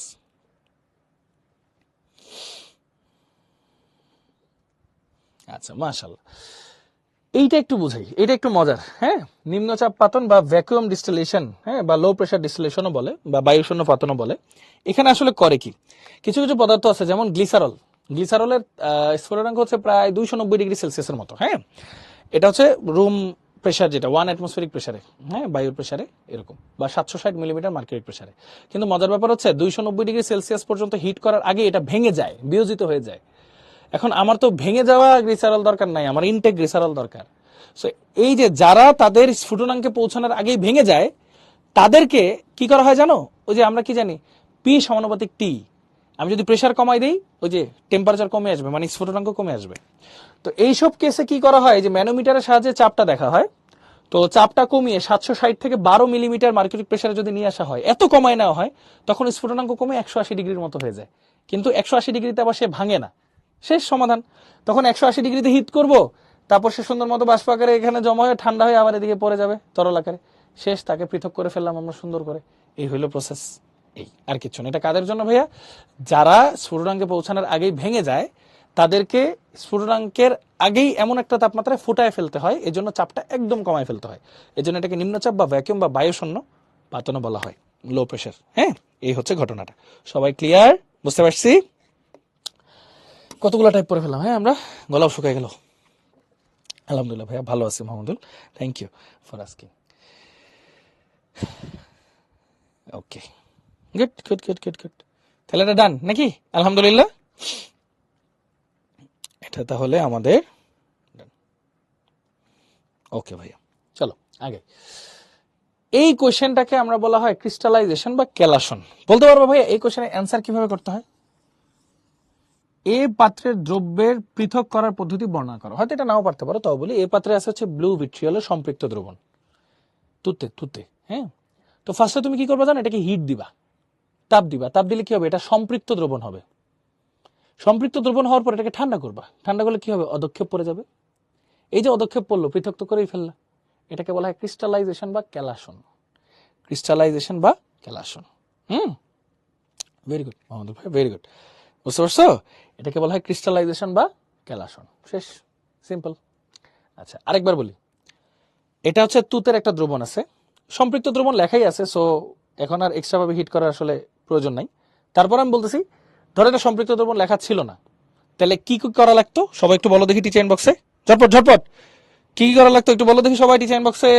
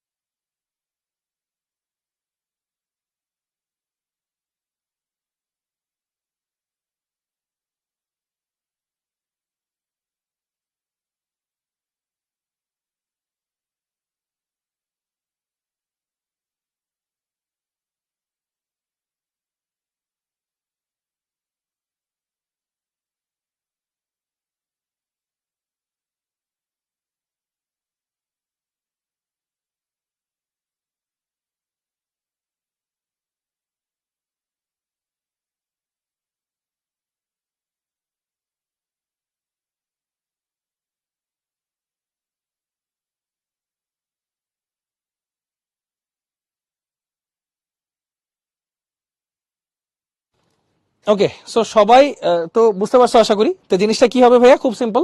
এটা যদি সম্পৃক্ত দ্রবণ লেখা আছে, জাস্ট এটাকে ঠান্ডা করবো, ঠান্ডা করলে এটা অদক্ষেপ পড়ে যাবে, এটাকে বলা হয় ক্রিস্টালাইজেশন বা ক্যালাসন, সিম্পল। আর যদি সম্পৃক্ত না থাকতো তখন আমরা কি করতাম, এটাকে আমরা ওই যে হিট করতাম, হিট করলে সম্পৃক্ত হইতো, তারপর ঠান্ডা করতাম। ঠান্ডা করলে কি হতো ভাইয়া, এই জিনিসটা মানে হিট করলে ফার্স্টে সম্পৃক্ত হতো, ঠান্ডা করলে অদক্ষেপ পড়ে যেত, ক্রিস্টালাইজেশন বা ক্যালাসন, শেষ। ওকে, আচ্ছা হ্যাঁ, একটা ব্রেক দিব, অনেকক্ষণ তো বকবক করলাম। এরপর আমরা আরেকটা টপিক পড়বো, তো দ্রাবক নিষ্কাশন। সো এটার আগে একটা ব্রেক দিই, 41 বাজে, তো ধরো 51 পর্যন্ত একটা ব্রেক দিই, 10 মিনিট একটা ব্রেক দিই, তারপরে এসে আমরা আবার গল্প করবো ইনশাল্লাহ। ঠিক আছে, so thank you so much সবাইকে, আমরা আবার ব্যাক করতেছি। হ্যাঁ, ওকে।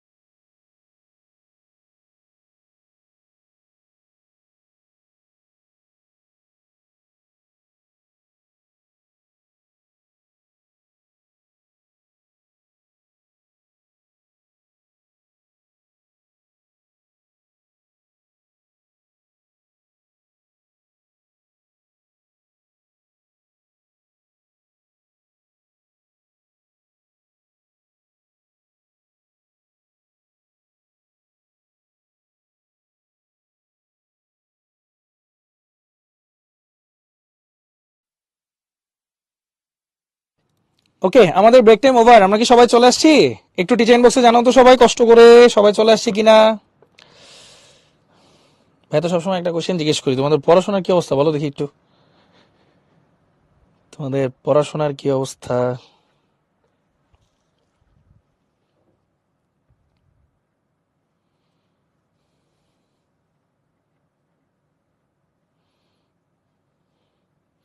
আচ্ছা, চলে আসছো না?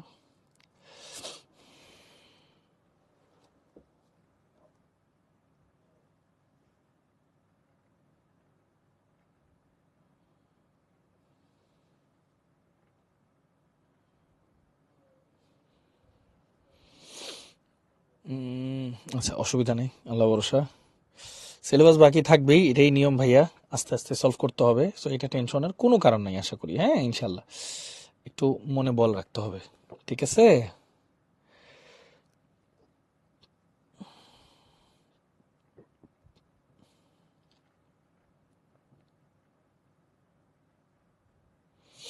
ওকে। আরে, 3টা দিছিল যোগ যোগ থেকে, অবস্থা কাহিল। হ্যাঁ, আচ্ছা। সো আসো, এখন আমরা পড়বো দ্রাবক নিষ্কাশন। হোয়াট ইজ দ্রাবক নিষ্কাশন?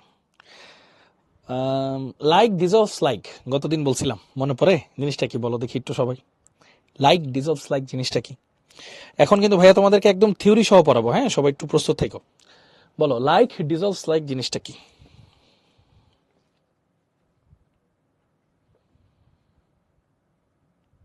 এক্স্যাক্টলি। পোলার পোলারের সাথে অ্যাট্রাক্টেড হবে, নন পোলার নন পোলার সাথে অ্যাট্রাক্টেড হবে, অর্গানিক অর্গানিকের সাথে, ইনঅর্গানিক ইনঅর্গানিকের সাথে। শেষ, সিম্পল আলোচনা। হ্যাঁ, আচ্ছা। সো এটা আমরা সবাই জানি। সো এইখান থেকে আসলে এই দ্রাবক নিষ্কাশনের পৃথকীকরণ পদ্ধতিটা চলে আসছে। সো এই পৃথকীকরণ পদ্ধতিটা আসো আমরা একটু বিস্তারিত আলাপ আলোচনা করি। দেখো যে জলীয় দ্রবণ থেকে নিষ্কাশন, তারপর কঠিন পদার্থ থেকে নিষ্কাশন।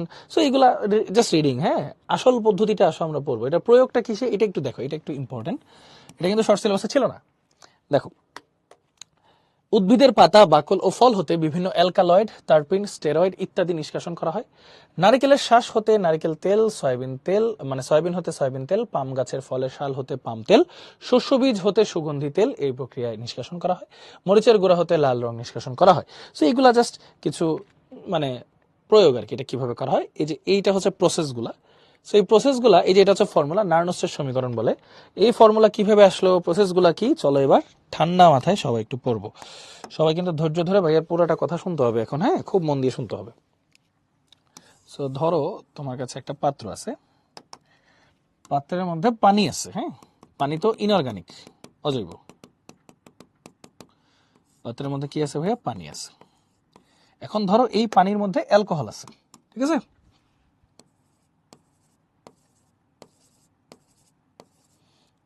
এটার মধ্যে কি আছে ভাইয়া? অ্যালকোহল, আরওএইচ। আরওএইচ কিন্তু আবার অর্গানিক, জৈব। আচ্ছা, এখানে আছে কি? আরওএইচ, অর্গানিক। ওকে, ফাইন, সুন্দর, আমরা নিলাম। ধরো এই আরওএইচ এর ভর, এটার ভর হচ্ছে ডাব্লিউ নট। নট দিয়ে প্রকাশ করলাম, 0, মানে একবারও নিষ্কাশন করা হয়নি। এই ডাব্লিউ নট দিয়ে বোঝায় হচ্ছে আদি ভর যা নিষ্কাশিত হয়নি, মানে ছাকা হয়নি আর কি, নিষ্কাশিত হয়নি। লিখলাম, সুন্দর। ওকে, এরপর আমরা কি করব খেয়াল করে দেখো, এই পুরো সেটটা একটু কপি করব। আচ্ছা, ওকে, আরেকটা জিনিস, এটা ধরো হচ্ছে পানির যে আয়তন হচ্ছে VmL। হ্যাঁ, পানির আয়তন হচ্ছে VmL। ওকে, আচ্ছা। এখন এইটার মধ্যে আমরা কি করলাম? ইথার যোগ করলাম। ইথারও কিন্তু জৈব, জৈব যৌগ, তাই না? ইথার যোগ করলাম, ইথার অ্যাড করলাম আমরা, ইথার যোগ করলাম আরও আর। ইথার যোগ করার পরে আমরা ঝাঁকাইলাম, এটাকে ঝাঁকাইলাম। আচ্ছা, ইথারের আয়তনটা একটু লিখে দিই, SmL। SmL ইথারের আয়তন, ঠিক আছে? আচ্ছা, তো নিয়ে ঝাঁকাইছি। ঝাঁকানোর পরে কি হয়েছে? কিছু পরিমাণে অ্যালকোহল, হ্যাঁ, কিছু পরিমাণে অ্যালকোহল যে উপরে চলে গেছে, যেহেতু জৈব জৈবকে আকর্ষণ করবে, তাই না? এটাই তো স্বাভাবিক।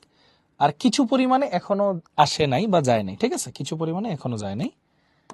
সো এই যে দেখো, এখানে যে অ্যালকোহলটা আছে, আচ্ছা, এখন এইটার কিছু নাম্বারিং আমরা করি। আসো, এটার নাম্বারিং দিলাম W1, যেটা হচ্ছে অনিষ্কাশিত ভর। হ্যাঁ, অনিষ্কাশিত ভর, যেটা এখনো নিষ্কাশিত হয় নাই, একবার নিষ্কাশনের পরেও। কয়বার? একবার নিষ্কাশনের পরেও। নিষ্কাশনের পরেও যা নিষ্কাশিত হয়নি, এই যে এতটুকু নিষ্কাশিত হয়নি, তাহলে এটা হইল কি নিষ্কাশিত ভর। তাহলে কি হবে? W0 মাইনাস W1, এটা হচ্ছে নিষ্কাশিত ভর। একবার নিষ্কাশনের পরে এটা নিষ্কাশিত ভর, শেষ। একবার নিষ্কাশনের পরে এটা নিষ্কাশিত ভর। ওকে, এখন আমরা একটা নিউ জিনিস শিখবো, যেটা নাম হচ্ছে ভাইয়া কেডি। কেডি কে বলা হয় ভাইয়া বন্টন গুণাঙ্ক। এটাকে বলা হয় বন্টন গুণাঙ্ক। এই যে এটা যে বন্টন হয়ে গেল, এখানে একটু ছিল এখন উপরে চলে গেল, এই যে বন্টন যে হয়ে গেল, এটা তো একটা রেশিও। এটাকে C2/C1 দিয়ে প্রকাশ করা হয়। What is C2? C2 হচ্ছে দ্বিতীয় বা নতুন দ্রাবকে দ্রবের দ্রাব্যতা। দ্রবের বা দ্রব্যের, যেটাই লেখো, দ্রবের দ্রাব্যতা বা ঘনমাত্রা। দ্রাব্যতা বা ঘনমাত্রা।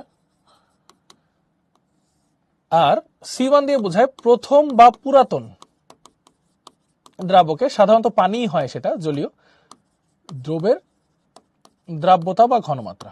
দ্রাব্যতা বা ঘনমাত্রা। তো প্রশ্নে অনেক সময় অনুকূলে প্রতিকূলে থাকে। অনুকূলে মানে হচ্ছে যদি লেখা থাকে, ধরো নতুন দ্রাবক কি এখানে ইথার, যদি লেখা থাকে ইথারের অনুকূলে মানে ইথারটাই উপরে, যদি লেখা থাকে পানির অনুকূলে তার মানে পানিটা উপরে, কিন্তু আমার পানিটা থাকা লাগবে নিচে, তখন উল্টায় নিতে হয়। আমরা দেখতেছি আস্তে আস্তে, দেখো। ওকে, সেই জিনিসটা আমরা দেখলাম ইনিশিয়ালি। এখন C2/C1 ইজ ইকুয়াল টু কিভাবে হিসাব করব? আসো তাহলে C2টা হিসাব করি। C2 ইজ ইকুয়াল টু কি? ঘনমাত্রা তো একটা, তাই না? আচ্ছা, কার? অ্যালকোহলের। তাহলে অ্যালকোহলের ভর বাই তার আণবিক ভর, অ্যালকোহলের আণবিক ভর তো M, আর এটার আয়তনটা কত? S, তাই না? আচ্ছা, এটা হলো C2, এটা হলো C2, শেষ। মল বাই আয়তন। ওকে, এসটা ml এই রাখছি, এটা আবার 1000 দেওয়া লাগবে, দিলাম না আপাতত। হ্যাঁ, আচ্ছা, এরপর খেয়াল করে আমি যদি C1 লিখি, C1টা কি? এইখানে এই যে প্রথমটাই ঘনমাত্রা, কতটুকু আছে? W1 ডিভাইড বাই আণবিক ভর হচ্ছে M, আয়তন হচ্ছে VmL। এন দুইটা চলো ভাগ করি তো, কি আসে? W0 মাইনাস W1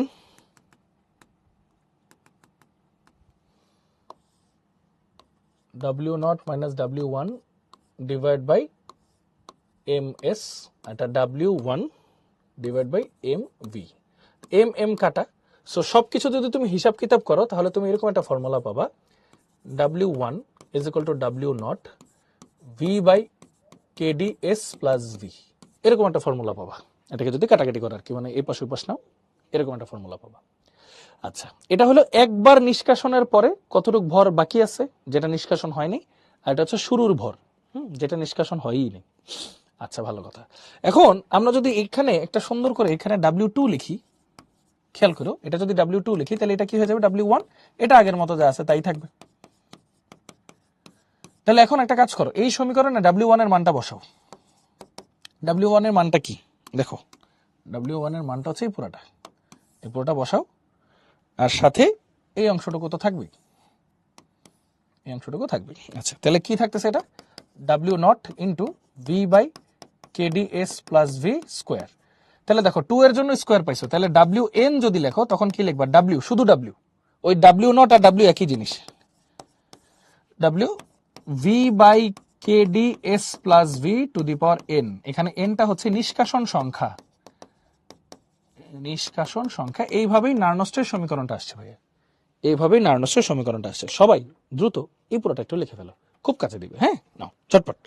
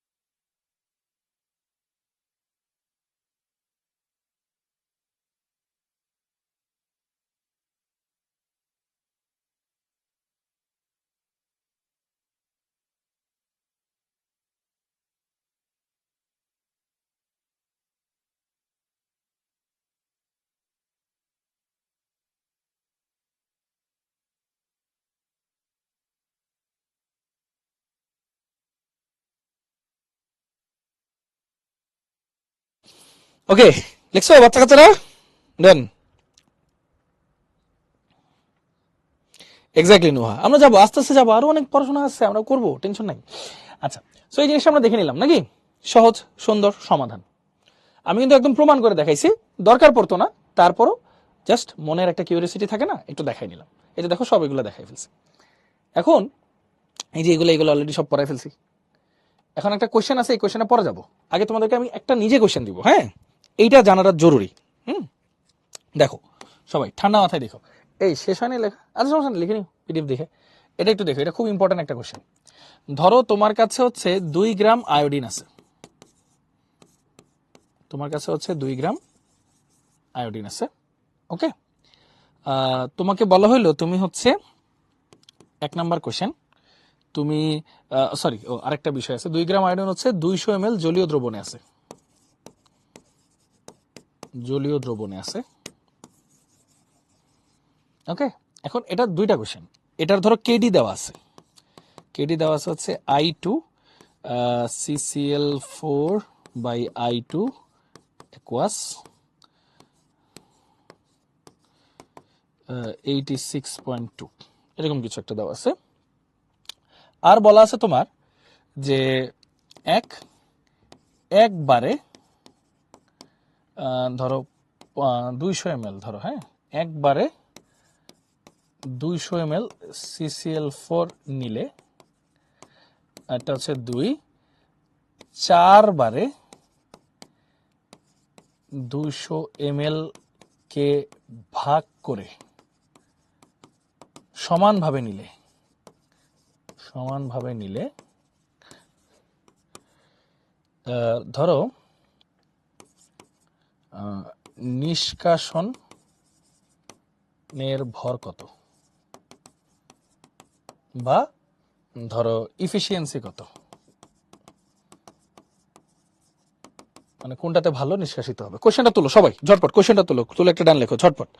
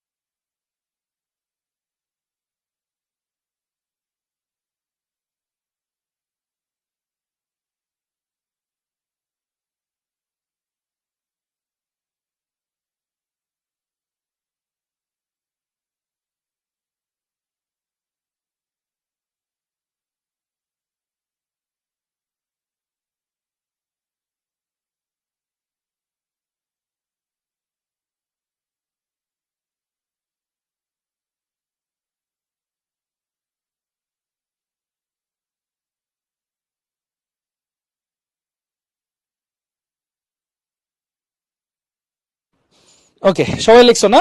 ওকে, চলো এটা একটু বুঝাই তোমাদেরকে ঠান্ডা মাথায়। তো প্রথমত সূত্র তো একটাই, সহজ সূত্র। আগে তোমাদের বুঝতে হবে কোনটা কি। তো চলো আমরা আগে 1 নাম্বার সলভ করি। 2 গ্রাম আয়োডিন দেওয়া আছে, মানে ডাব্লিউ দেওয়া আছে, শুরুর ভর 2 গ্রাম। শেষ, সুন্দর। 200 ml জলীয় দ্রবণ দেওয়া আছে, প্রথম ভি 200 ml। কেডি উপরে দেওয়া থাকতে হবে নতুন যাকে দিছো তার ভর, নিচে দেওয়া থাকতে হবে আগে যার তার ভর, মানে তার ঘনমাত্রা আর কি। হ্যাঁ, সেখানে ঘনমাত্রা। আচ্ছা, এখানেও CCl4ই হবে, যাই হোক। তো উপরে CCl4 আছে, নিচে অ্যাকুয়াস আছে, ভেরি গুড। মানে আয়োডিনটা CCl4 এ তার ঘনমাত্রা কত, আয়োডিনটা অ্যাকুয়াসে ঘনমাত্রা কত। হ্যাঁ, ভেরি গুড। ওকে, সো এইটুক মোটামুটি আমরা দেখলাম। এখন একটু খেয়াল করো, উপরে CCl4 নিচে অ্যাকুয়াস আছে, গুড। এটাই আমার কেডি। তাহলে কেডির ভ্যালুটা হচ্ছে 86.2। মাঝে মাঝে কোশ্চেনে কি করে, অ্যাকুয়াসটা উপরে লেখে, CCl4টা নিচে লেখে, তখন কিন্তু তুমি উল্টাই নিবা। আচ্ছা, এরপর 1 নম্বরে দেখো একবারে 200 ml নিছে, তার মানে এস এর ভ্যালু হচ্ছে 200 ml, একবারে নিছে, মানে এন এর ভ্যালু হচ্ছে 1। শেষ। তাহলে এই সূত্র অনুযায়ী W1 বের করো, W into V by KD S plus V to the power N, মানে 1। এখন চলো আমরা সূত্রটা বসাই, দেখি আমাদের W1টা কত আসে ভাইয়া। 2 ইন্টু ভি বাই, ভি হচ্ছে 200 বাই কেডি হচ্ছে 86.2, KD S plus V to the power 1। আচ্ছা, এটার অ্যান্সার আসে হচ্ছে 0.0229 গ্রাম। তার মানে আমার সুতরাং নিষ্কাশিত হয়েছে কতটুক, নিষ্কাশিত হয়েছে হচ্ছে W minus W1 is equal two 2 minus 0.0229, তাহলে 1.9771। তাহলে পার্সেন্টেজ অফ ইফিসিয়েন্সি কতটুক নিষ্কাশিত হয়েছে বাই কতটুক মোট ভর ইন্টু 100%। তাহলে কত হয়, অলমোস্ট 98.855%। খুব ভালো একটা পার্সেন্টেজ এটা আসলো। এরপর একটু চিন্তা করো, 2 নম্বরে কি বলছে, সেম ডাব্লিউ তো একই 2 গ্রাম, ভি দেওয়া আছে একই 200 ml, ভি তো আর চেঞ্জ হবে না, কেডি যা আছে তাই 86.2। আচ্ছা, এরপর কথা হচ্ছে এখানে বলছে 4 বারে 200 ml CCl4 কে ভাগ করে সমানভাবে নিতে হবে। তার মানে এখন এস এর ভ্যালু হচ্ছে 200 কে 4 দিয়ে ভাগ করো, মানে 50 ml নিবা প্রতিবার, আর এন এর ভ্যালু হচ্ছে 4, এখানে 4 বার নিয়ে কাজ করবা। সো চলো ফর্মুলা বসাই, W4 is equal to W into V by KDS plus V to the power 4। আসো বসাই, তাহলে W এর ভ্যালু হচ্ছে কত, 2, V এর ভ্যালু হচ্ছে 200, KD হচ্ছে 86.2 ইন্টু 50 প্লাস 200 টু দি পাওয়ার 4। ওকে, এখানে আসা হচ্ছে 7.7347 into 10 two the power minus 6 gram, 10 two the power minus 6 গ্রাম। তাহলে নিষ্কাশিত, সুতরাং নিষ্কাশিত হয়েছে কতটুক ভাইয়া, নিষ্কাশিত ভর হচ্ছে W minus W4 is equal two 2 minus 7.7347 into 10 two the power minus 6, তাহলে আসা হচ্ছে 1.99999 গ্রাম। তাহলে সুতরাং পার্সেন্টেজ অফ ইফিসিয়েন্সি কত, 1.99999 by 2 into 100%। So ultimately almost 99.9996%। তাহলে অবশ্যই কোন পদ্ধতি ভালো ভাইয়া, 1 নাকি 2 বলো, সবাই ঝটপট বলো, কোন পদ্ধতি ভালো, 1 নাকি 2?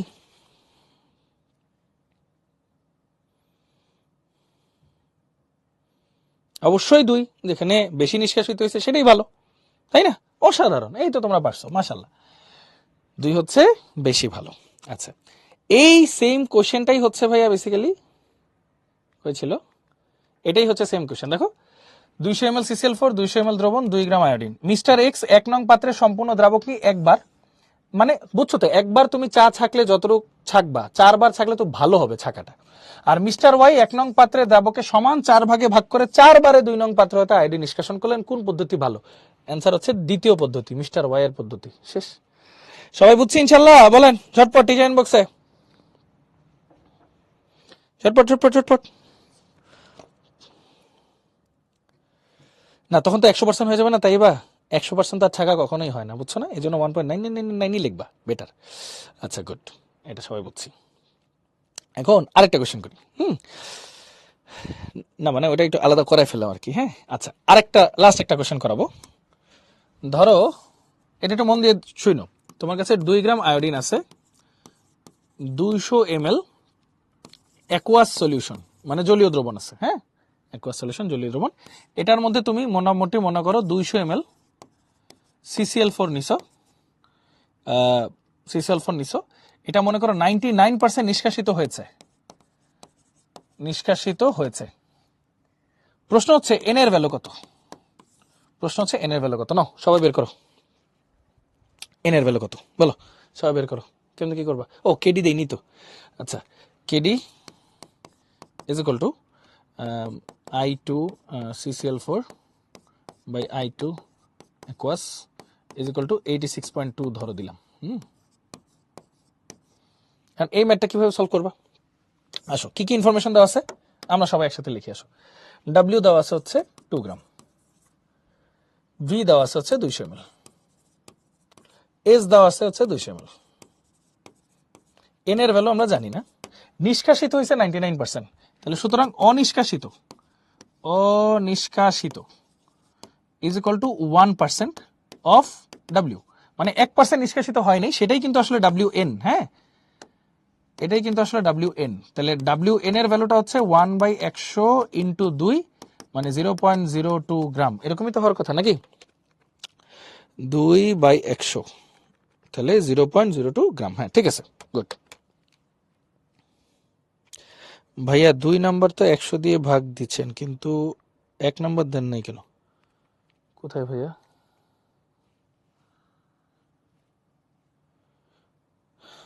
একশো দিয়ে গুণ দিব ভাইয়া পার্সেন্টেজে নেওয়ার জন্য, হ্যাঁ পার্সেন্টেজে নেওয়ার জন্য গুণ দিব ভাইয়া, ভাগ কেন দিব, হ্যাঁ আচ্ছা দেখো যেটা বলতেছিলাম এটা তো গেল, এরপর কেডির ভ্যালু যেটা দেওয়া আছে ঠিক আছে, কেডি ইজ 86.2, ওকে ফাইন, এই সমস্ত ইনফরমেশনগুলো আমরা লিখলাম।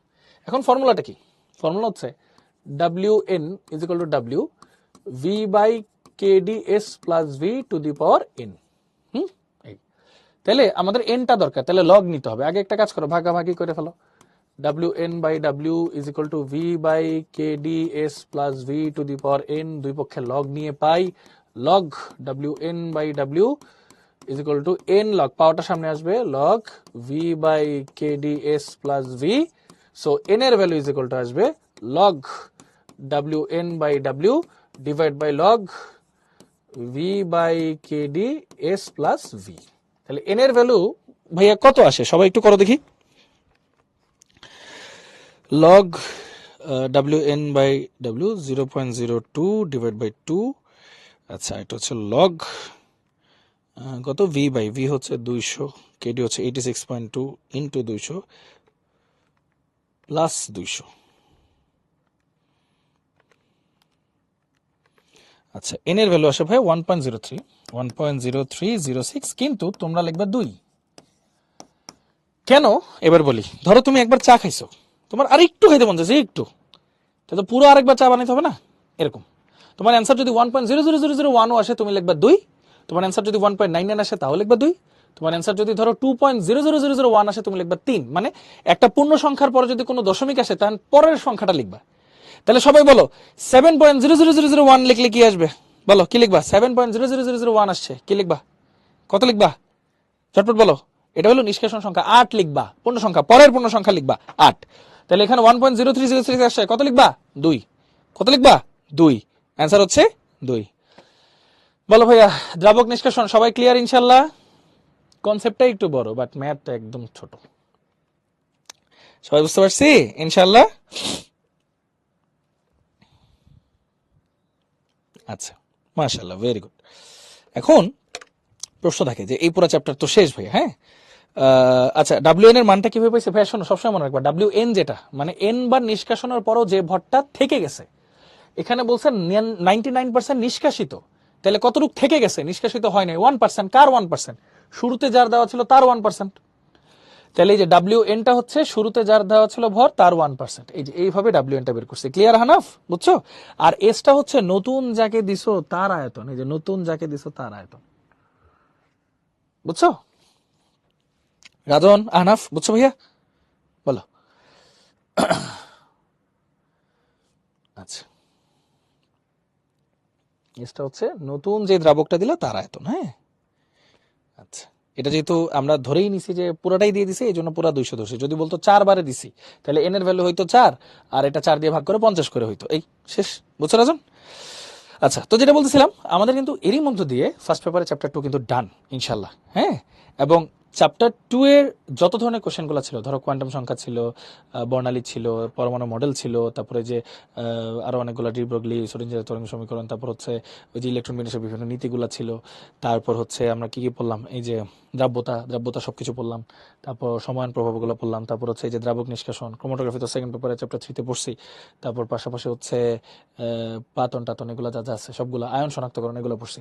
এখন সবাই একটু ভাইকে বলো, আমরা আগে চ্যাপ্টার 2 যেমন পারতাম ইনশাল্লাহ এখন আরেকটু ভালো পারবো না? কনফিডেন্স গ্রো হয়েছে না ইনশাল্লাহ? বলো দেখি সবাই টিচার ইনবক্সে। হ্যাঁ হ্যাঁ, অবশ্যই করতে পারবা অশিস, এভাবে পারবা। বলো পারবো না ইনশাল্লাহ আরো ভালো করে চ্যাপ্টার 2, যে কোনো কোয়েশ্চেন আসুক না কেন। এক্সামের টপিকগুলো যে বললাম আনাফ, যে দ্রাব্যতা থেকে একটা সেপারেট কোয়েশ্চেন আসে, তারপর বর্ণালী কোয়ান্টাম সংখ্যা এগুলো সেপারেট, পরমাণু মডেল মিলাই দিতে পারে এগুলোর ভিতরে, তারপরে এই যে এই দ্রাবক নিষ্কাশন, পাতন এগুলো আলাদা একটা টপিক। এই 2টা থেকে 3টা সিকিউ দেওয়ার মতো পসিবিলিটিস থাকে। হুম, আচ্ছা যাক, আলহামদুলিল্লাহ আলহামদুলিল্লাহ, very good very good, thank you তোমাদের সবাইকে, থ্যাংক ইউ ধৈর্য ধরে যে এই ক্লাসগুলো করছো। হ্যাঁ, সো এই তো ভাইয়া আজকের ক্লাস আমাদের এতটুকুই। So thank you so much সবাইকে কষ্ট করে ধৈর্য ধরে ক্লাসটা করার জন্য। হোপফুলি সবাই ক্লিয়ারলি সবকিছু বুঝতে পারছো। সবাই ভালো থাকো, সুস্থ থাকো, ইনশাল্লাহ বেঁচে থাকলে সামনে দেখা হবে, কথা হবে। টিল দেন আল্লাহ হাফেজ, আসসালামু আলাইকুম সবাইকে।